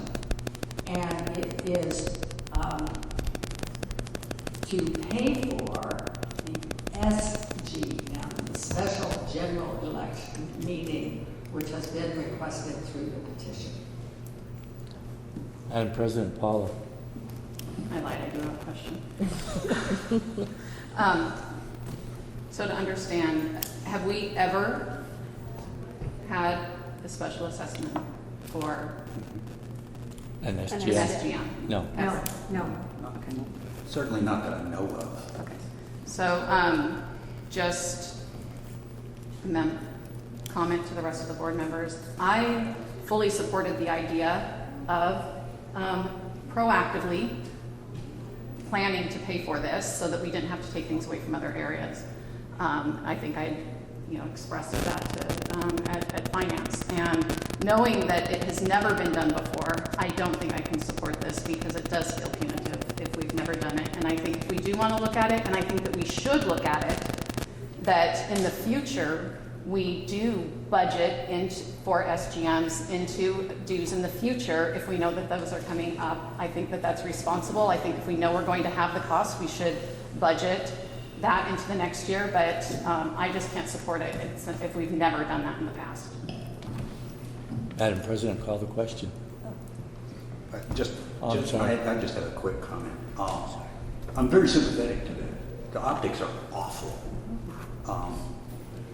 The trouble is, as I said, the community has complained bitterly about the expense down through the years, well before any of this brouhaha tonight, and before the SGM in 2017. It's just constant. It's like, how dare you spend $13,000 or $8,000, whatever it's been down through the years, it's changed, on this kind of topic. And while I think the optics are miserable, I think it's financially irresponsible to throw money away. But this is the board's decision. It's the board's vote. At the very least, we should put in a policy that if there's going to be an SGM, it's going to be paid for by a special assessment in the future. I mean, at the very least, because we owe that to the people who have been complaining about those expenditures. Madam President. Madam President, call the question. Without objection? Can you repeat the motion, please? Okay. Shall SVCA assess members a one-time special assessment of $4 in addition to the regular January 2020 dues to pay for the September 2019 special general meeting? Shall this be placed on the ballot? At the AGM. At the AGM. Right. All right, all those in favor? All those opposed? I think we have our answer. Thank you. Okay, now we come to the big package. Do we want to move items C and D up because these are pretty well encapsulated? Do the appeals process and the entity manual, because I don't think there's that much discussion on those, and then jump into the, yes, okay. Madam President, regards the N&E manual, are there questions that were brought up in the comments? Yes, and we will propose that the entity manual be approved subject to the corrections that were given by a community member. Okay, all right, now let's start with the revised appeals process. That would be on page 86 to 89. And what should we be aware of in that? As far as my understanding is, the major change is to simply say there's really two. That appeals at the first level to the 3-member panel will be closed unless the appellant desires to have them open for some reason, which is just the opposite. Yeah, it's what's called stage 1. No, you're confused. It's stage 1. That's a change. Well, that is a change. I'm trying to summarize the major changes in the substance. And I would have a question to that. And he's pointing out that there are other major changes. The other one that I'm thinking is in there, tell me if you think I'm wrong, is that for a full board appeal, the vice president would, as chair of the appeals committee, would no longer vote in that process. Because it is not always, but frequently the case that they have outside knowledge of the incident, and you don't want to have that cloud their decision. The other change is to make it official that the first step, even before an appeal, it's kind of odd to have it in the appeals process, but the first step before an appeal is to try and attempt a negotiated settlement so that we don't have to do that kind of we don't have to have an appeal. Is there anything you want to talk about that, Joe?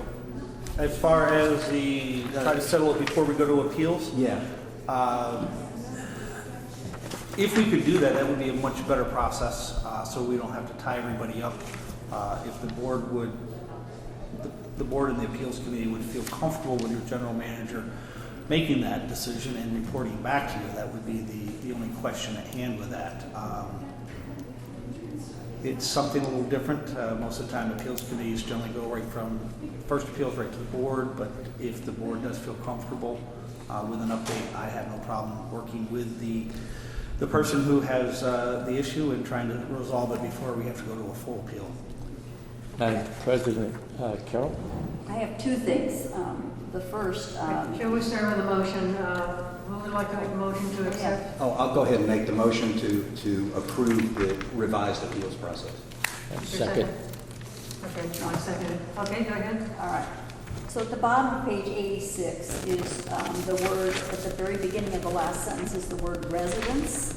It would seem to me that we're not talking about residents because residents could be a renter and they are not subject to any kind, I mean, usually a renter does not get any kind of Usually fee. renters don't get appeals, and So this may be. I would put members there. It's probably a good idea.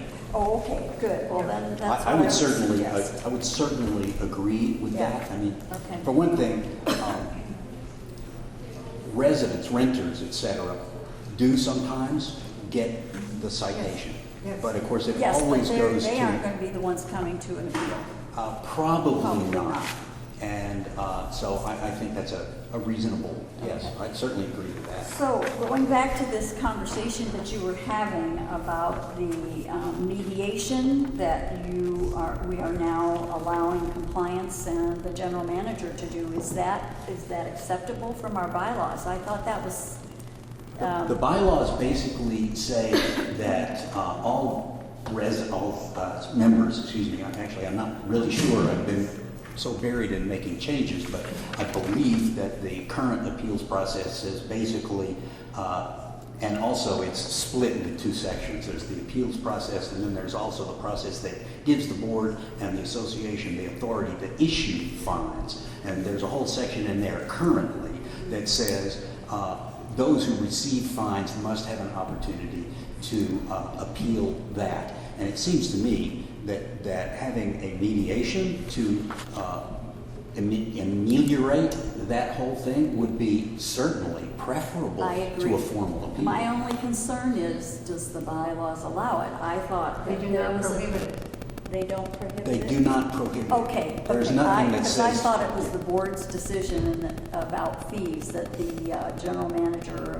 agent, so to speak, could not negotiate those fees, but Well, they would be able to do fees because normally we negotiate. Are you talking fines? You're using the word Oh, fee. fine, you're right, but, Okay. Yeah, that's different than dues. We can't let them out of Well, dues, but you can. Here's how I would assign- analyze that. I would say that until the member actually files a formal appeal, there's really nothing going on. So they get a citation, they go in and they say, hey, what is this? This sucks, blah, blah, blah. So, okay, negotiate with them.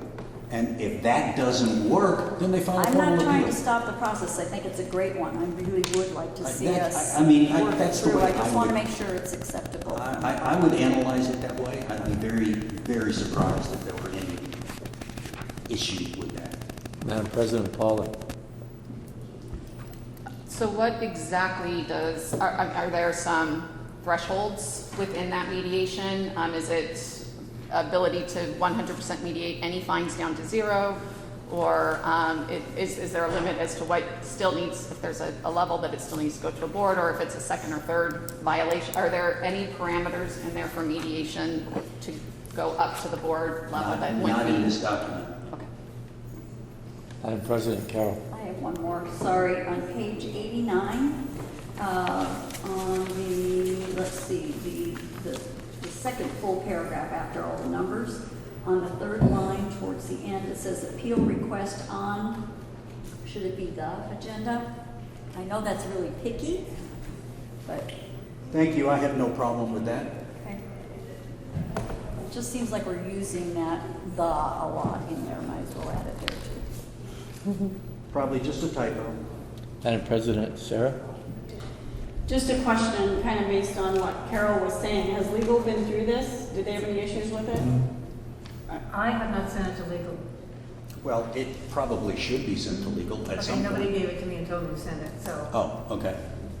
So shall we just review it ourselves and then say, the motion will say it passes if it is approved by legal? If it is approved by legal. Again, the major changes, I cannot imagine that those major changes would have any objection from the council, but, you know, I certainly would amend the motion to say, subject to approval and comment by council. Madam President Paula. I haven't been on the appeal. I've never attended an appeals meeting or anything, and so I just kind of want to put it out there. Are there any conditions under which we should look at it going directly to the board and bypassing, whether if it's multiple violations or a particular threshold?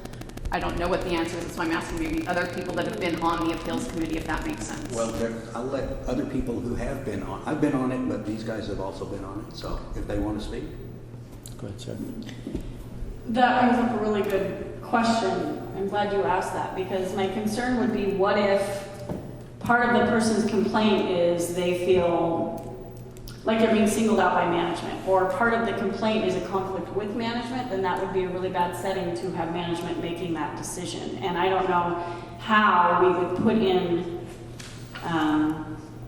wording that would say, if part of the complaint is against management, it shouldn't go to management for a decision. That wouldn't feel fair to me as a member. I don't know how to address that. Quick answer to that, it doesn't require mediation, it allows you to request mediation. So if they have a problem with management, then what they need to do is to file an appeal. Boom, go straight to the appeals panel. The appeals panel, there is no process there to specifically look at any particular issue. However, issues such as you've raised are clearly relevant to the discussion that the panel holds in private.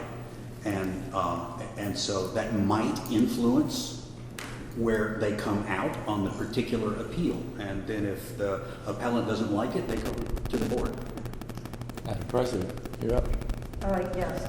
A couple of things here on page 3, about the middle of the page. It says the appeals panel, this is number 1, the appeals panel will be held in public session with public notice unless requested to be closed by the appellant. Now, this is what we're doing now. I know, I completely misspoke. Again, as I said, I've been looking at the bylaw changes too much and they influence. That's the way the bylaws want to be and are being asked to be changed. Right now, the bylaws require it to be open. This is what it is right now. Because this is exactly Right, what it is right so now. then let's look. So my apologies, yes. Okay, at page 4, where we come down to the last numbers 1 through 4, and it's talking about the appeal to the full board. And this one, it says, 1, the meeting will be held in closed session. Now, currently, we have been doing these as part of, or just prior to a board meeting with the full board there in open session. And this is a request to change that into closed session. What would be the rationale for doing that? Just to keep it private. I mean, there's no particular reason to have an appeal like this held in public. That's, again, it's not stated in the bylaws how my recollection is that it's not stated in the bylaws regarding the full appeal, whether it's open or closed. And so this is just a request. I know staff in general would like to keep things closed, mostly because it's a pain to have an open session. Okay. Takes more time for staff. More But questions? if you want to make some changes, I mean, That's feel why I'm free. just asking for the rationale behind some of these decisions. Well, I'm doing my best to stand in. Most of this was done at the behest of the Appeals Committee Chair, who's not here tonight. So if you want to table this until the next meeting, I would be comfortable with that, but, you know, I'm trying to fill in his behalf. Comments? You want to go forward? Help me here. Yeah, call the question. All right. If there is no objection, all those in favor of the appeals process, please raise your hand.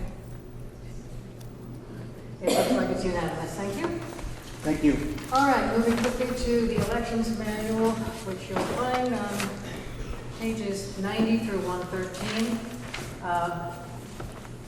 This was a long time coming, but we finally got the thing beaten into submission. And Can we have a pointer? I know the prior entity chair pointed out that there were some issues on dates and whatnot having to do with the can I give you some history on this?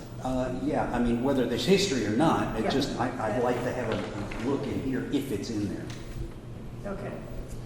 This started 5 years ago when there were bylaw changes to the NNE processes. Those changes were never captured. We never did go forward and capture them on the manual. Subsequent to that, there were procedural changes made to balloting processes, and where this is catching up to all of the things that have gone on in the last 5 years. And I would suggest, well, this has gone to the attorney, all right? And I would suggest that the motion be to accept the elections, the NNE manual, subject to updates by staff from a member comments tonight. Second. Okay. Questions? Madam Carol? President, Carol. I admit, I only got through page 95. But, in that, I found on page 95 that there is the last bullet at the bottom of the page. All the others above, I'm into consistency. All the others above start out with the audit, the staff. It has a subject. Then we're suddenly saying certifies. Who certifies? What certifies? And that is NNE certifies. Okay, then I think that needs to be added. Okay. What page is that, Carol? 95. It's at the bottom of page 95. Who does that? NNE in front of the last bullet. NNE certifies the results of the president.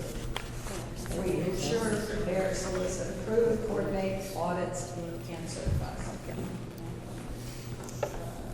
Anything else? Joe? Can we make changes live since we do have the computer here to the NNE manual? To make changes to Why what? not? Make them right now. Make them right now? Why not? Oh, Okay, I'm just asking. yeah. Okay. Okay. I'm sorry, I don't want to we have the- make the changes that were proposed by the member until I've looked at it with a cogent eye.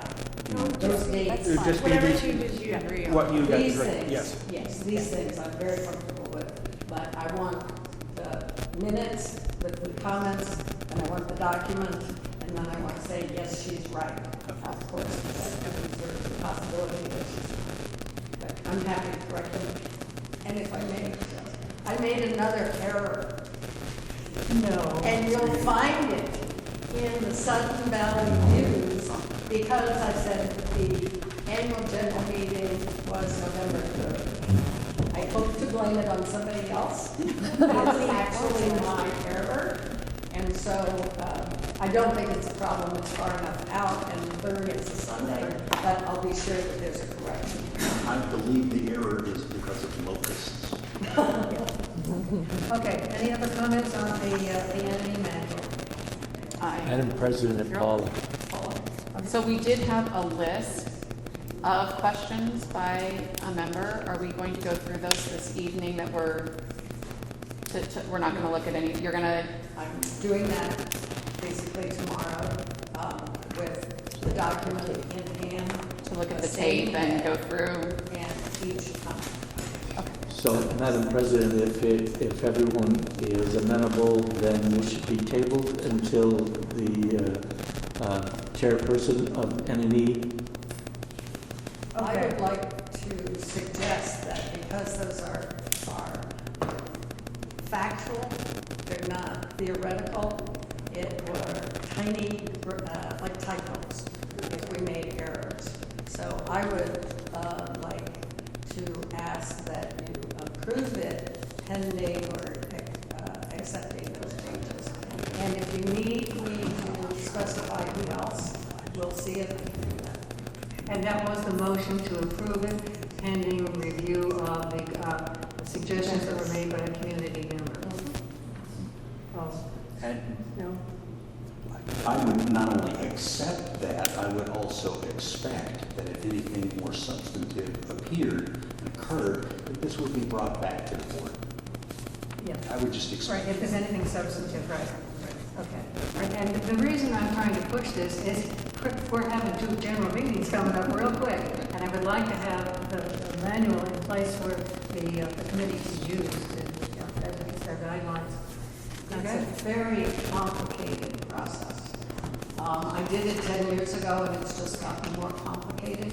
I need the manual to go through item by item to be sure that we are doing our job of ensuring a fair election. So I would like a tentatively approved manual. So I just want to make sure that some of them seemed to be a little bit more in-depth than just clerical errors. Some of them were like the definition of member in good standing, removal of board members. Oh, no. That's the bylaws. Those are the bylaws, not the entity manual. And we're going to be discussing those in depth. All right. And I think I'm right. Actually, no, you are right. I'm looking at, I've got 3 different things going on right there. Sorry about that. Sorry. That's why I was so, like, I don't think those were just clerical. Okay, thank you. Madam President, call the question, please. All right, with no objection. All those in favor of adopting the entity manual subject to the changes noted? It is unanimous. You guys have a new manual. All right, backing up for the first time. All right, backing up to B. We're starting with the, and then you need to explain this a little bit more. Right. There's this complete proposal package, and then separate measures A, B, C, D, E. The complete and what you're saying proposal- is, as they go onto the ballot, we're calling them Measure A, and we're pulling out specific pieces of them. That is All right. correct. The complete proposal is simply one document that has everything in it. That would never go on the ballot. It's just too complex. So that's just for reference, to put everything in context, to show how everything flows from one step to another. And I believe has the complete wording of the bylaws in it, so that the changes can be compared to the original text. Now, I will highlight, the gentleman mentioned a particular proposal with regard to association borrowing, and in fact, the way that is highlighted which I'll get to, and this is to explain how this is highlighted. Okay. Added Let language. me make a suggestion. Mike, you take that microphone. Larry, move the other microphone over in front of That's you. okay, he can have it. But a suggestion would also be that whichever one he's talking about, and pages be stipulated before too much conversation goes on, so that we can figure out exactly where we are. Yeah, this one doesn't need a look. I'm just being prompted by a question from the member, and that is, if language appears by itself on the left-hand What side, page? any page. Okay, you were talking about He's talking specific. generically right now. Right now, generically. If language appears on the left-hand side of the page and it's in red and underlined, it's new. If it's crossed out, which is actually very seldom, then it is to be deleted.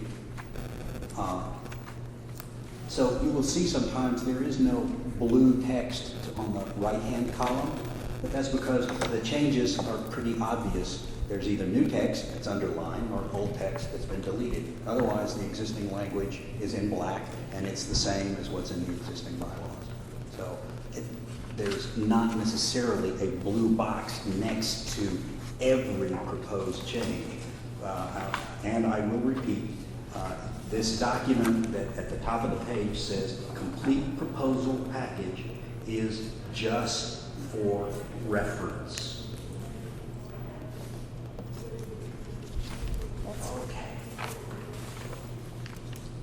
Madam President Carroll. I'm just going to give some information to Larry. Yeah. I read through the complete package and made notes on them. Sure. I didn't do it on the other because I thought, well, that was duplicative. So what I will do is tell you where those are, and you'll have to tell me where to go to see it in the separated. That's understandable. Quite understandable. I'll deal with it as best I can. We're all human here. We do the best we can. Madam President, a question. Are you going to want a motion on every one of these measures individually? I have a question first. There are the proposal of 5 measures, all right? Now, if we were to vote just on measures A through E, would that include everything that's in the complete package? It should, absolutely. Okay, all right. So At let's least just go forward my intent and was look that. at each one of these measures and consider whether to put this onto the ballot as an update to the bylaw. So starting with Measure A, why don't you just walk us through that? Sounds good. Okay, Measure A. This is supposed to be... Page 51. Yeah, 51. This is supposed to be the least controversial. The stuff that is changing the capitalization of members, because we have a definition of member, it puts it in capital letters, it doesn't always appear in capital letters. There are many references to state statute, but they are worded in completely different ways throughout the thing. Oh, I'm being reminded. I move that Measure A be put on the ballot for approval at the AGM. Second. Okay. These should be very, very simple. And so, to go over, we'll start at page 51. The only change is to use the word persons, because that's going to be defined in the definitions. Instead of the list, persons, corporations, partnerships, trusts, or any other entities. It's redundant and unnecessary. Again, using the word, next paragraph, using the word herein instead of below or whatever the heck it said before. Similar, using the phrase in these bylaws. Now, you'll see on the word under Section 3 definitions, I'm just noting that the paragraphs will get new numbering, but it's because of a proposal in a different thing. So the numbers here are as they would be if that other proposal passes. So we go down to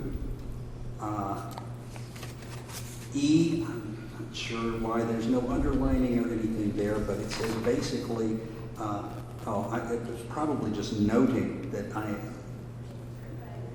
changing. Many times in the bylaws it'll say person or member of the board or something along those lines. Look, we have a definition. It's called director. Let's just use that phrase here out throughout the bylaws.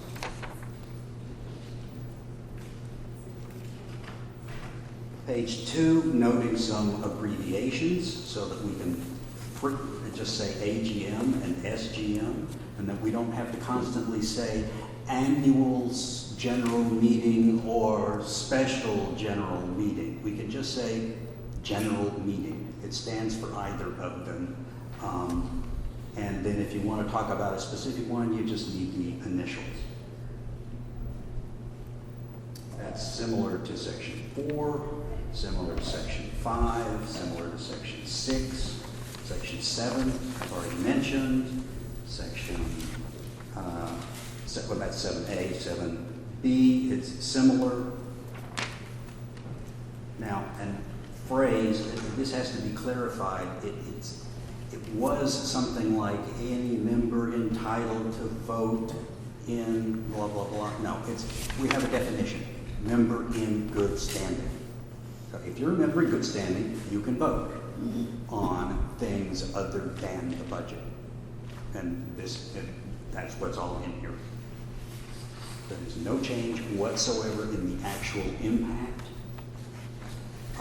There is one addition on page 53 at the top. That's adding what is actually included on ballots. It's not just candidates. It's candidates or ballot measure.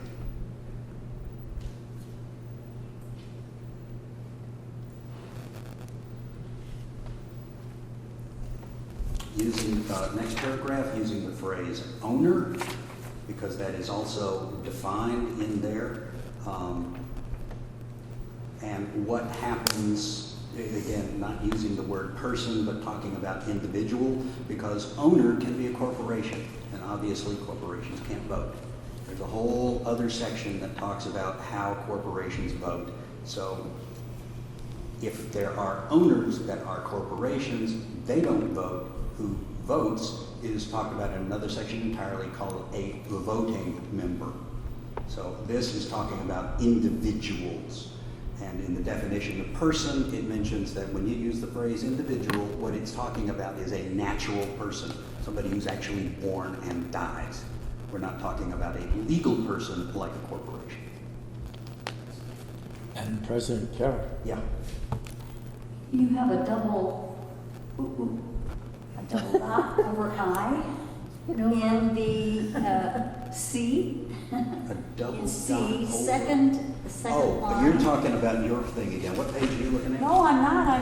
I'm with you on 53. I'm on 53. You It's the have- second. Oh, I'll be darned. That is a typo. Is that like a I have German no. or something? I must have hit option Yeah. I. I wasn't sure what it was. That's why I called it. No, I knew it was it's something just a like typo. Okay. Again, you don't need member of the association. That's a defined term. Member is a member of the association. Section 3, that's when we're talking about, okay, Article 3, Paragraph A, Section 1. You'll see that reference to Section 3C16. Well, the bylaws, because they were written by numerous people over numerous years, don't use the same phrases all the time. So now I've made that standard. When you refer to a section, you refer to the article, the section under the article, but only Article 3 has those things. It has an A, B, and C, and then the section number. So it's always uniform. So you have an official way of looking. Yes, ma'am? Space. Where? You need spaces after the A and B, in between that. At least that's how mine's printed out, is there's no space between A and the, and B and the. Oh, yeah, spaces. I know it's formatting, but those things. No, that is quite correct. Time to do it. and all I can say is, one goes blind looking at this stuff. Okay, nomination of directors, N&E, using the abbreviations, director, N&E, going over to page 4, N&E of ACC, going down, section 5, talking about any director, in section, standardized. The next page, 55, directors standardized, section reference standardized, assessments, once again, the existing bylaws have this weird thing called annual dues and assessments and special assessments. Well, there is no such animal as annual dues and assessments. It's annual dues assessments, period. And if you want to talk about all of that, or both of those things together, it's just assessments. They're all assessments. You know, they're either annual dues assessments or they're special assessments. And so those are changes made throughout. So, for instance, on this page 55 at the very bottom, the association shall be exempt from payment of any of them on lots the association owns. This is not a change. It's been in the bylaws as long as I've been here. Okay. Similar on page 6, use of the phrase individuals instead of people or owners or whatever else it said, because it's talking about human beings. Members, you don't need of the association. There is no other membership. Capitalization on the next one down, director, go down, you got member, and here it's, the original phrase was, and the applicable state law, or the applicable state statute, whatever the heck it was. But again, throughout, it will now say, and applicable state law, or under existing state law, or pursuant to state law. It's whatever. No change to the actual impact. Same to go, state law, applicable state law. Individuals on page 57. Responsibilities of that committee. You don't need whatever else was there. ACC. That's establishing the acronym used throughout the bylaws. N&E, AGM, ACC, all of that continues on. N&E committee on page 58, referred to throughout as N&E chairperson, etc., etc., etc. Okay, 59 throughout, again, for purposes of shortening, instead of finance committee over and over, it's just finance. Okay, there's nothing else there. And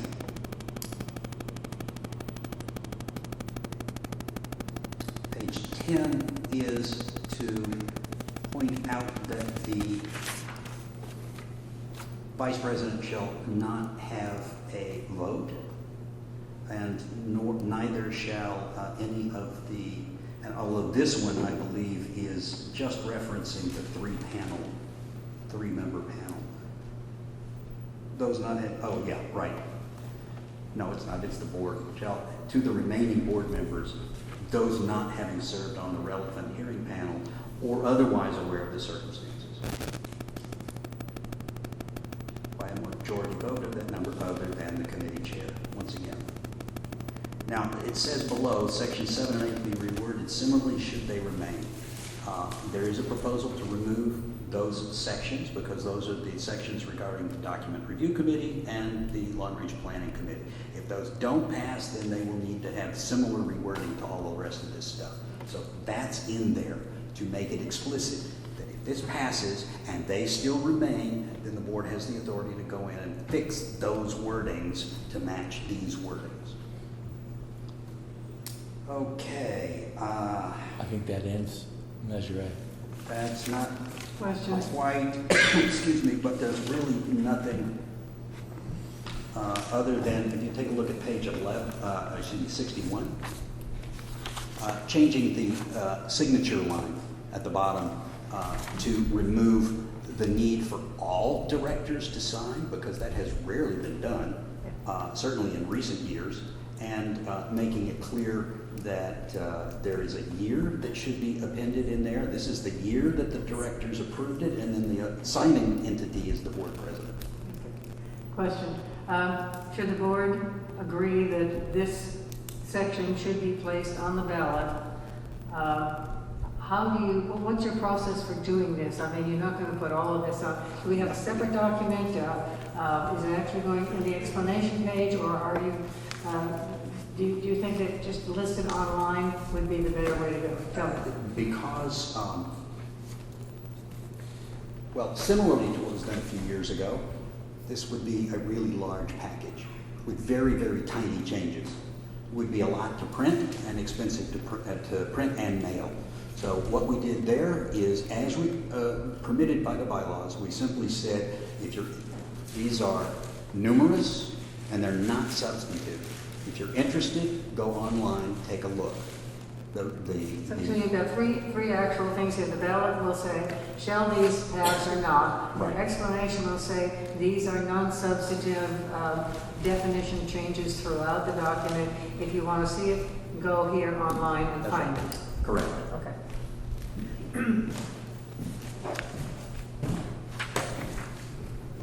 That's it. Are there any other questions? Okay. That's what this Questions on Measure A. any of this Measure A, as it were? Sarah? I guess just a question on not just Measure A, but all of these. So have these now been through legal, or are we waiting till we approve them to put them through They legal? have gone through the attorney already. Okay. Yeah, so I haven't seen a response, but, Yeah, they've come back. Well, I sent you what he sent to me. You know, oh, that's right, you comments. did, on Right. the complete package, and his comments were very helpful, but incredibly tiny. He had no substantive change whatsoever. He did have a few substantive suggestions, which are incorporated into other sections. And in fact, I haven't even highlighted what he suggested because they were really very simple and straightforward. Any further comments? And if on- anybody would like to, with your permission, because it is a document of the corporation, and so any board member can see it. So with your permission, if anybody would like to see the attorney's changes, Yeah, I can just send that out to I everybody. would be if you'd like happy do to that. send them out, or It's you big. can. I mean, again, Okay. you can take my word for it or not. It's very, very simple. I have a question. Okay, I'm lost now. It occurs to me that we talked about the spaces, and then I found that there's also an extra period in here under section 3A. What page you on? But I'm looking at my. It's that was the complete- 3/53. Oh, no, you're looking at the total thing. I am, and is it identical? Well, what page number do you have at the bottom? I have 13 at the bottom, There's usually two numbers. Could you give me and which? there's 11. There we go, thank you very Yeah. much. 13 through 11. Yeah. Okay. No, where's the full thing? Okay, that's not Measure A. Oh, maybe that's it's a right. comma. It's not, I could be wrong. it's not Measure A. Okay, 13. No, that's a different, it's Article 3. Probably It's 3A. more substantive, I think. Well, again, where are you looking at? Oh, I see. Yeah, you're talking about delivered pursuant to section 6.3. And is that a comma then? That is a after- comma. Okay, my apologies. Okay, that's good. We're good. I thought Madam- it was 2 periods. No, I understand, but let's make sure everybody's happy. Madam President Paul. In the effort of time, would it be possible for just formatting and periods? I think this is definitely the time to do it. We want to get them right now, but can we email those and approve it minus minor capitalization or formatting? I don't know if that's, for the if board the to group decides. How many? How big a problem are we looking at here? Well, it just seems like there's a lot of time going into formatting. Those are scrivener's errors. I mean, I think we should Normally- catch that is them. normally the case. Oh, I'm so glad you're still here. I suggest we catch them, but I think, like, because I found a couple, maybe we can email them to you on those Absolutely, ones. and as we've noted, they're scrivener's errors. They can just be fixed. They don't need to be part of a motion. Okay. Back to Measure A, Madam President. Okay, Measure A. Call the question. Not what? Call the question on Measure A. Okay, all right. Any further questions? All right, all those in favor of placing Measure A on the ballot, please raise your hand. 2, 3, 4, 5, 6. It's unanimous. Okay, we have a Measure A, which will be translated into whatever measure number happens when we... Yeah, whatever measure number happens. Okay, so B Is there any way we could take a short break? Yes, personal privilege. Yes, please. All right. Personal privilege. Yeah. Thank you. Everybody except Mike, okay. All right, then we'll come back into session now again at 5 minutes to 10. Okay. We have two relatively lengthy B and C. We also have two that are very short, D and E. You would like to jump right to... I would like to jump to the short ones, and there also happen to be the ones with the most likelihood of controversy. Yes, okay, and you're right. There, the D and E, the substantive changes? Right. Oh, the legal one, okay. Yeah, all right. Why don't we jump to Measure D and go through that one quickly if we can. That would be page 84. I believe that's, yeah, page 84 is the first one. Why are we skipping C? It says proposed substantive 2. Because it's longer? We're doing the short. Oh, I see. Yeah, Sorry. B and C are both relatively long. Long, okay, got it. So I'm skipping to the short stuff. Okay, page 84. 84, now. Motion, please. I move that Measure D be placed on the ballot. Second. Can we please stop talking out the back? We have a meeting here. Thank you. Okay. Okay, moved and second. We have only two changes here. Okay. Your motion is to accept Measure D. Do we have a second? Oh, I thought we had a second. Second, okay. All right, moving forward. Okay, so we have, yeah, okay. They're both so short, they fit on one page. Okay, page 84. That actually has only two items on it. One is to reflect an inconsistency with the old HOA law at paragraph 2, where it says the board of directors may fill vacancies in its membership of the unexpired portion of any term. Oh my God, have we never done that?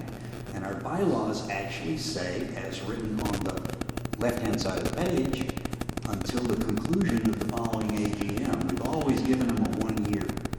Right. Thereabouts. And that's just not right. Well, that's just, it does not agree with the RCWs. I'm a stickler for that kind of thing. It doesn't agree with the RCWs and the RCW's control. It does not anywhere in that section say, unless the governing documents say otherwise. Right. And therefore, it is read as controlling law. And this is a pretty hefty difference because we've had people with, 2-year terms being voted on at an AGM, and that's not right. You should only have 3-year terms voted on because people should serve until the end of their term. So there should never be more than 3 candidates voted on at an AGM under this proposal. So that's the first one. The second one is at the bottom of that 38025 paragraph 5, bottom of that RCW. It says, as I mentioned last time, the owners by a majority vote of the voting power in the association present in person or by proxy. Where are we? Same page. Second yellow. Second yellow box. Section 5. Yes. Yeah, I'm quote, the yellow box is quoting the RCW. And I'm noting in black underline and bold red the confusing language. Nonetheless, the original text, which is in the blue box above, says that it's a 2/3 vote of the members shall be required to remove a director. And these two things are in direct conflict with each other. It's not clear to me how to interpret what's in the yellow box. And so my solution was to simply say, okay, we follow the law. And should that ever come up, we'll go talk with a lawyer and figure out what to do. Now, while I wrote in the yellow box, this is a very unclear section of the law, it has come to my attention through further research, quite accidentally, that the Secretary of State has a document that describes what the certain of duties of board members, et cetera, et cetera, et cetera, and they interpret this much more simply. They simply say that it's a majority vote of whoever happens to be at the meeting. Now, I don't necessarily agree that that is an appropriate interpretation, but I'd be more than happy to add that to the explanation. It's a very unclear statutory language. However, the Secretary of State interprets it in the following way, and I will quote that little tiny blip from the Secretary of State's document that is online. I'll be happy to do that. That's not an issue. The real issue is the original says 2/3, and the law says majority. And so I'm proposing to change it so that we follow the law instead of following the bylaws, because the law supersedes since it does not allow for an exception. Yes? I guess what I'm confused by is if the attorney went through this, why didn't we just have him put what his opinion is on how this goes? He certainly could have had he desired to do so, but he made no comment on this section. So he saw it. We're not clarifying this because we have no idea what would actually happen, nor would it be clear to any reader of this. What's the point of even doing the change then? Because leaving it as it is also misleading. It will not be a 2/3 vote. Sorry, it won't be a 2/3 vote. So it would be my majority of, and you said like the Secretary of State's document says of people at a meeting? Yeah, of the people showing up and voting. That's what the Secretary. At any meeting? No, at the AGM. Or so, so we have to have. Excuse me, at a general meeting. So we have to have 50 people for a quorum? Is that right? Yes. AGM? Yeah, but I think So if 26 voted to remove a director, that would be enough for how you're saying that interpretation is. But you're saying. That's just one interpretation. No. But that wasn't put in here. No, I didn't put that in there. Because I don't know. It's just one interpretation. I guess my comment then was we should have the attorney word this for how he would interpret it and have that specific explicit language in the bylaws. Well, and there is a proposal that I am quite happy with. We can always split this up into two separate measures so that it's less confusing to people. And there's one that apparently nobody has a problem with. That's the first one. Then this one, okay, it may be a little more difficult. Let's call it a separate measure. It's perfectly fine, perfectly rational, separate measure, and then have the attorney do a wording change. But he didn't do it. Yes, Leslie.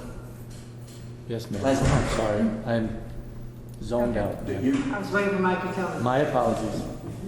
Okay. All right. These are 3 sections where we are suggesting that they are superseded by state law.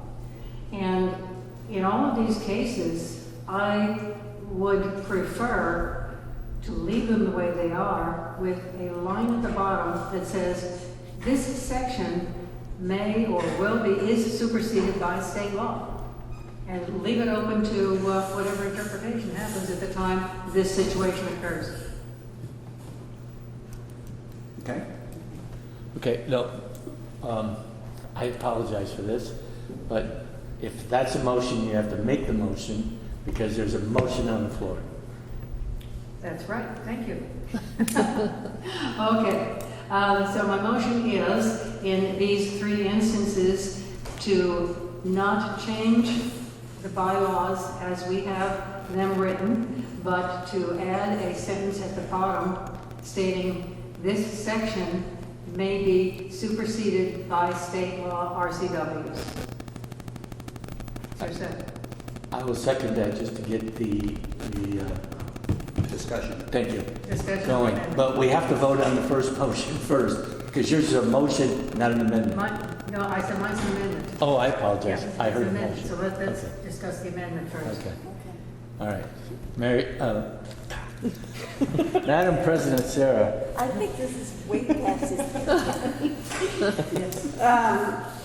I guess I would speak against that because I feel like in these scenarios, we have specific state law, we're referencing. It seems odd to me to put something in our bylaws, so let's say a member's going through our bylaws, they read that and then say, but it's actually superseded by state law and now you have to go look there. Seems odd. It just seems more clear that we should have it reference this specifically, since we have specific language related to that. Carol? I'm kind of on the same page. If the attorney can, in his, we know Rich sometimes says, well, I think this would be, if he's unsure, I'm not sure we should do that. But on the other hand, if he can define this better for us, I'd feel more comfortable with having the appropriate wording. And whether, if it is a majority, yeah, present in person or by proxy, which means ballot, right? We are exempted from the proxy language because under the nonprofit corporation statute that also controls us, we are allowed to have no proxy. Okay, but ballots, right? Ballots. Okay, is that part of that Yes. association present Or in by person? ballot. Yes. You would change it to be or by ballot. Well, I wouldn't actually, how have I got it written? Oh, no, you've got it written, okay. I just said in the manner required by state law. Yeah. the question, if I may interrupt, the question is that word present with a comma. And we had at least a 30-minute discussion on this when it came up. Present by, there were 4 people there, 5 people there. Present by 2 people was everybody in the valley. Present by 3 people was those people that either voted by mail or those people that were at the AGM. Can I And amend we my never got statement? that, we never went, I mean, it was 3 to 2. but Here's the thing, removal of directors. Have we ever? Yes, Are we directors have been amended removed. now? They have been I believe they have been removed. I can't remember when, but it was quite a while. In the 80s. So, We're discussing the amendment on not Yes. changing it, but putting the verbiage in. That's what this topic is right now. That's right. Shall we do that or not? So let's call that, Sarah spoke against it. Carol, I think, spoke against it. so let's call the question. Is there anybody else who'd like to talk to that? All right, all those in favor of the amendment, please raise your hand. Seeing none, the motion fails. Okay, back to the underlying motion. I would propose an amendment that would split this into 2 motions to make it simpler. The first motion would cover the first section of the RCW as paragraph 2. That impacts section A4 or section A4B and 6. Because what I've done is deleted the language in one section and moved it down, but also changed it to match what the state law says, which is the unexpired portion of the term. So your That would be the first motion, okay, sections 4 and 6. 4 and 6. Okay, That would be one, and then the second one would be section 5, removal of okay. director. So we've got A1 and A2, B1, whatever. Okay. Yeah, we'll call it that. We'll call Is it there a that. second on that? Yes. second, oh, good. Any discussion? Okay. This is an amendment to the original underlying. Amendment to the underlying. All right. Underlying was put them both Discussion? on, now it's split them up. Call the question. All those in favor? Yes, Okay. this passes Split 'em up. unanimously. So, why don't you speak to, So let's talk about the first one, which was relatively straightforward, which was how long does a replacement last? And the state law says until the end of the term. And Didn't that's, we just vote on that? no, we No, just we just- split them into two motions. Okay. That's all right. Work with me here, It's Sarah. You ain't the only one. You ain't the only one. Okay, let's see, wouldn't it be nice if members could see us chat and chuckle? They do. Okay. They do, we're on the table. Two. Yeah, yeah. Okay, section 6. Okay, so we need to vote on that Well, you want to first. split them into two, and the first motion included both Section 4 and and section 6. 6, that's So right. you have spoken to 4, can you speak to number 6? I And just that's did, it. I just As said is. that language, Okay. I deleted it up above in 4, and I inserted the revision to it where it really belongs, which is in vacancies. All right, if there's no objection, we will Call the vote question. on approval of the motion that includes. We'll call it D1, The amendment. because this is D. Okay. Perfect, I already wrote that down. Okay. All those in favor? Okay. Okay, that passes unanimously. That will be placed on the ballot. And now into section 5. Yeah, section 5 is now called D2, and there was a proposal to table this until the lawyer can put in some input, and I don't think we got any discussion on that, but it was kind of an idea that was tossed out. But she didn't make the motion. That's what I said. It was just an idea that was tossed out. I'll make that motion. All right, move to table for attorney review and Second. potential rewording. Yes. Yes. Moved and seconded. Is there any need to discussion? No. Okay. All right, so with the time limit that we're coming up against, when are we tabling this to? How about next week? Yeah, table it to next week. Let's have a Make meeting Rich next earn week. his living. Well, our next meeting is the 29th. Let's go for next week, though. We talked about that She's earlier. gone. But that's all right. Well, we're not gonna have a meeting next week. Is that what you mean? Okay, Yes, so you're having asking a for meeting. another board meeting? Yes. I'm not asking for it. You know, that's not half a bad idea considering the lateness of the hour and the fact that we have two substantive, we have one short And and that- two relatively long. And that Still gives discuss. everybody a chance to All right. reread these, and now that they know the rules, Yeah. the reds and the underlines, So would you like to have this meeting on the 15th, 1 week from tonight? yes. You can't make it? How about the 22nd? Yes. Okay. You can have the majority of the board here on the 22nd. Yeah, shall we hold a special meeting on August 22nd? Can you call to in? discuss measures to go on to. Yeah, whatever we don't finish tonight. Yeah.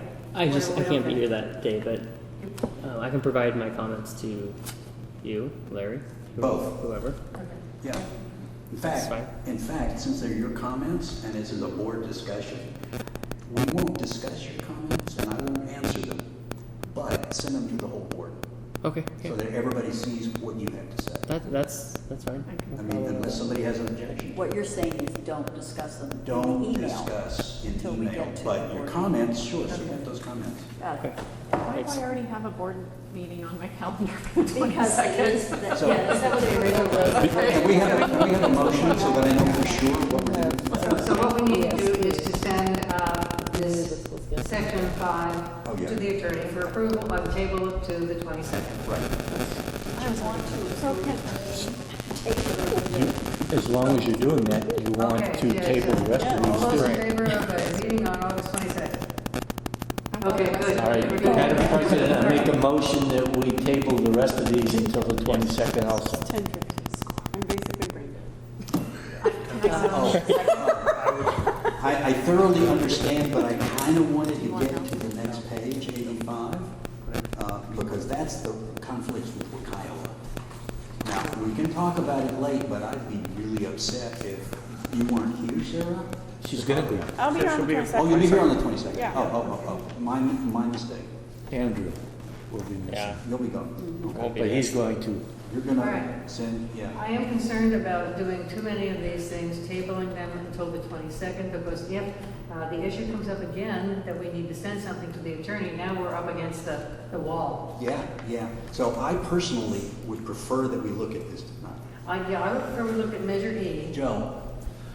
Do we have to have the meeting on a Thursday night? Can we do it on another night? Yeah, that's what I was gonna say.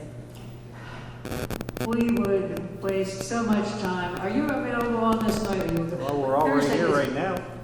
Is basically, okay. Is there another night that you can make? Hey, I'm flexible. I mean, it's not just my decision. How about Wednesday, the 21st? No, How about Monday? board, finance meeting. Finance meeting on that day. What, I mean, next week, is there another night Monday. that everybody How can about make We next do week? something next week. Monday.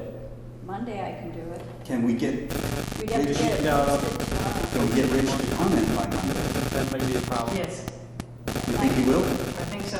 If I do It should be a no-brainer, but I don't know what his schedule is. He may be in court, he may be on vacation, I It's not can't the say. weekend. That's what we're gonna do, but Sudden Valley, come on. Fine by me.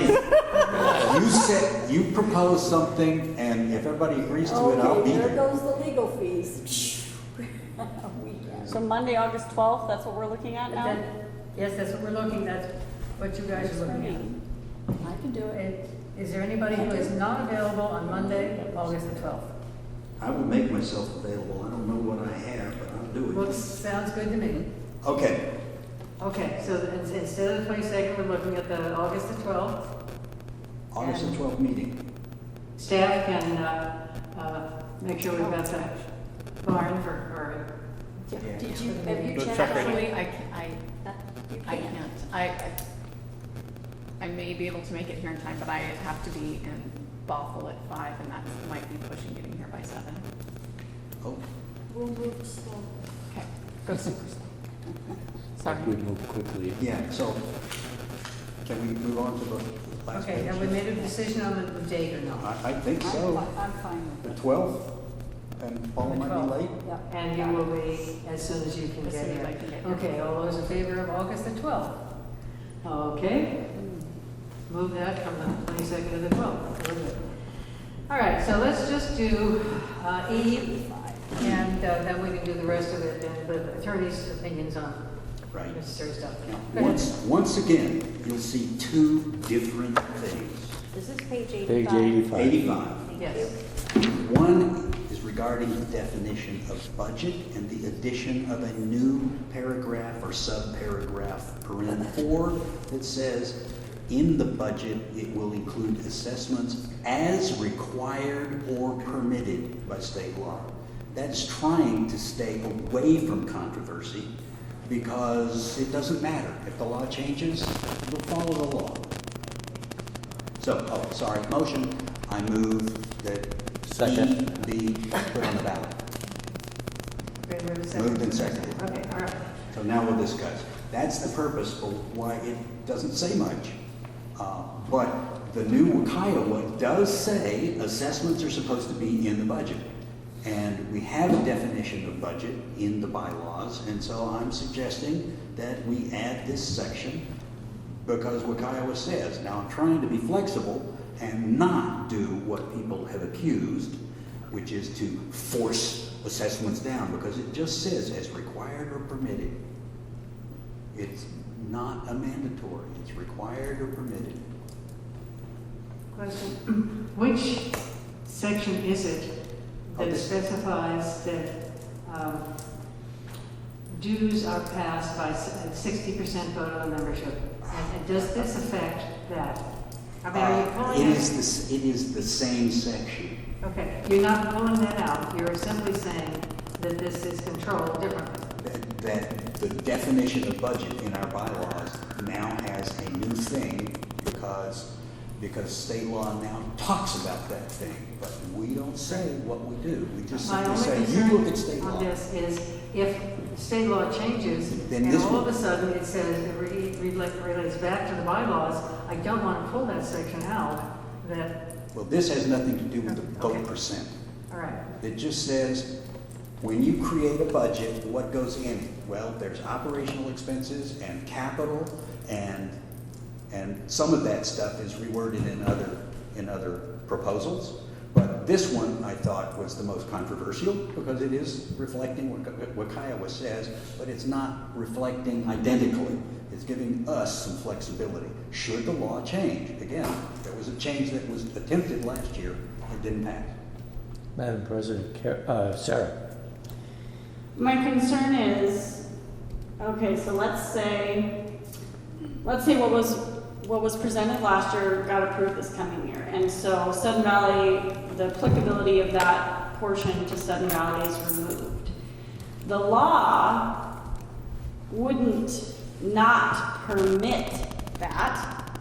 It just wouldn't specify it. So I don't see how this would help that case in this regard, because as required, it wouldn't be required anymore. But it would be permitted, because it wouldn't not be permitted. That's right, but that would be a decision that would be a decision for the board to make. The board says, hey, we don't have to put it in, but we still want to. Okay, fine. You're not prevented from doing it, but you don't have to if you don't want to. I guess I appreciate trying to make this more friendly towards recognizing that, but I still feel like it would require a conversation for us to not just resort to what we're currently doing if this state law were to change, because we would have to have a conversation on it's not permitted, so what do we want to do? Madam President. Oh. Well, about the only way I can answer that is to say, then this could be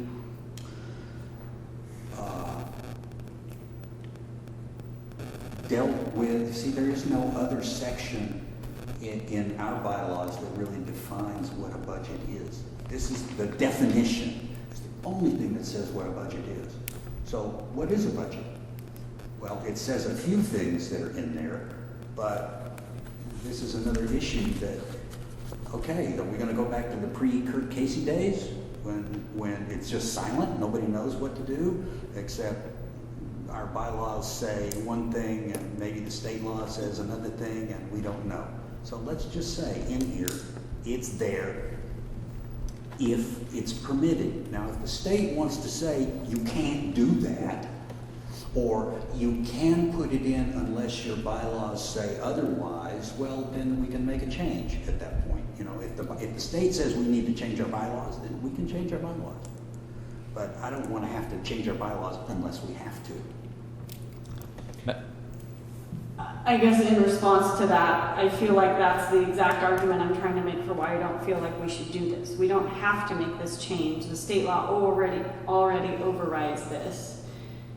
It's going to require a conversation if that change ever happens. And again, based on what's been proposed so far, that specific change, removing the applicability of that, would leave the state silent to permitting it, which would require a discussion. And I don't want to be tied into that. I would want it to be open so that we have how it's done. If state law changes, we just go back to how it was. Now we have to have a conversation on what do we want to do because the state's silent. That's your point. Madam President Carroll. I've lost my train of thought, sorry. Other comments? Any other thoughts? But the only other thing I can say is, no, I don't want to split these because these are both dealing with assessment. Yeah, they are similar where you don't praise. Okay. All right. Madam President Paula. Similar to the other one, is this something that the attorney had anything to say about, or did he simply just not say anything about Not it? a word. Not a word. Okay. Then Let's do the same. then we might want to have him specifically address that as we are with the other one. Are you making an amendment? Please make an amendment. I'd like to make an amendment that we have the attorney look at this and that we table it until he's had it. All right, this is Measure E. Yes. Measure E, so We need a second there. I said second. It's been moved and seconded at the table until the attorney gives us And call the question. specific, All those in favor of tabling this motion until the next meeting? Yeah, let's Pending do it. attorney's review. Who seconded that? Carol. Okay. And we're gonna specifically ask for comment on this, correct? Right. That's the Yeah, idea. if there's yeah. any rewording that he would suggest, or if he would suggest, don't do it at all. He didn't have any suggestions before, Well- but now we're asking.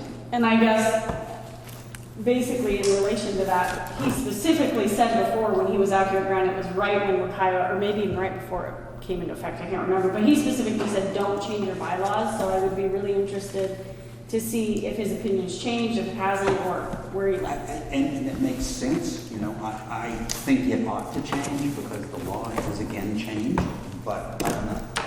Okay. Okay, so we'll be Can we looking table at, the question to him that way? Like how, I mean, if his opinion has changed, the reasoning behind that, I think that would be important to understand. I'll send this to him right away, and we'll bring that information up. If you want, I'll put a couple of bullet points together and send those bullet points to you, and then you can incorporate them into your letter. Remember, And so we are also tabling measures B and C until Monday also, for consideration then, Yeah, because nobody has the energy to look at it. okay? Since there are no homeowners, I move that we adjourn. Second. All those in favor? We're out of here at 2:25. Thank you.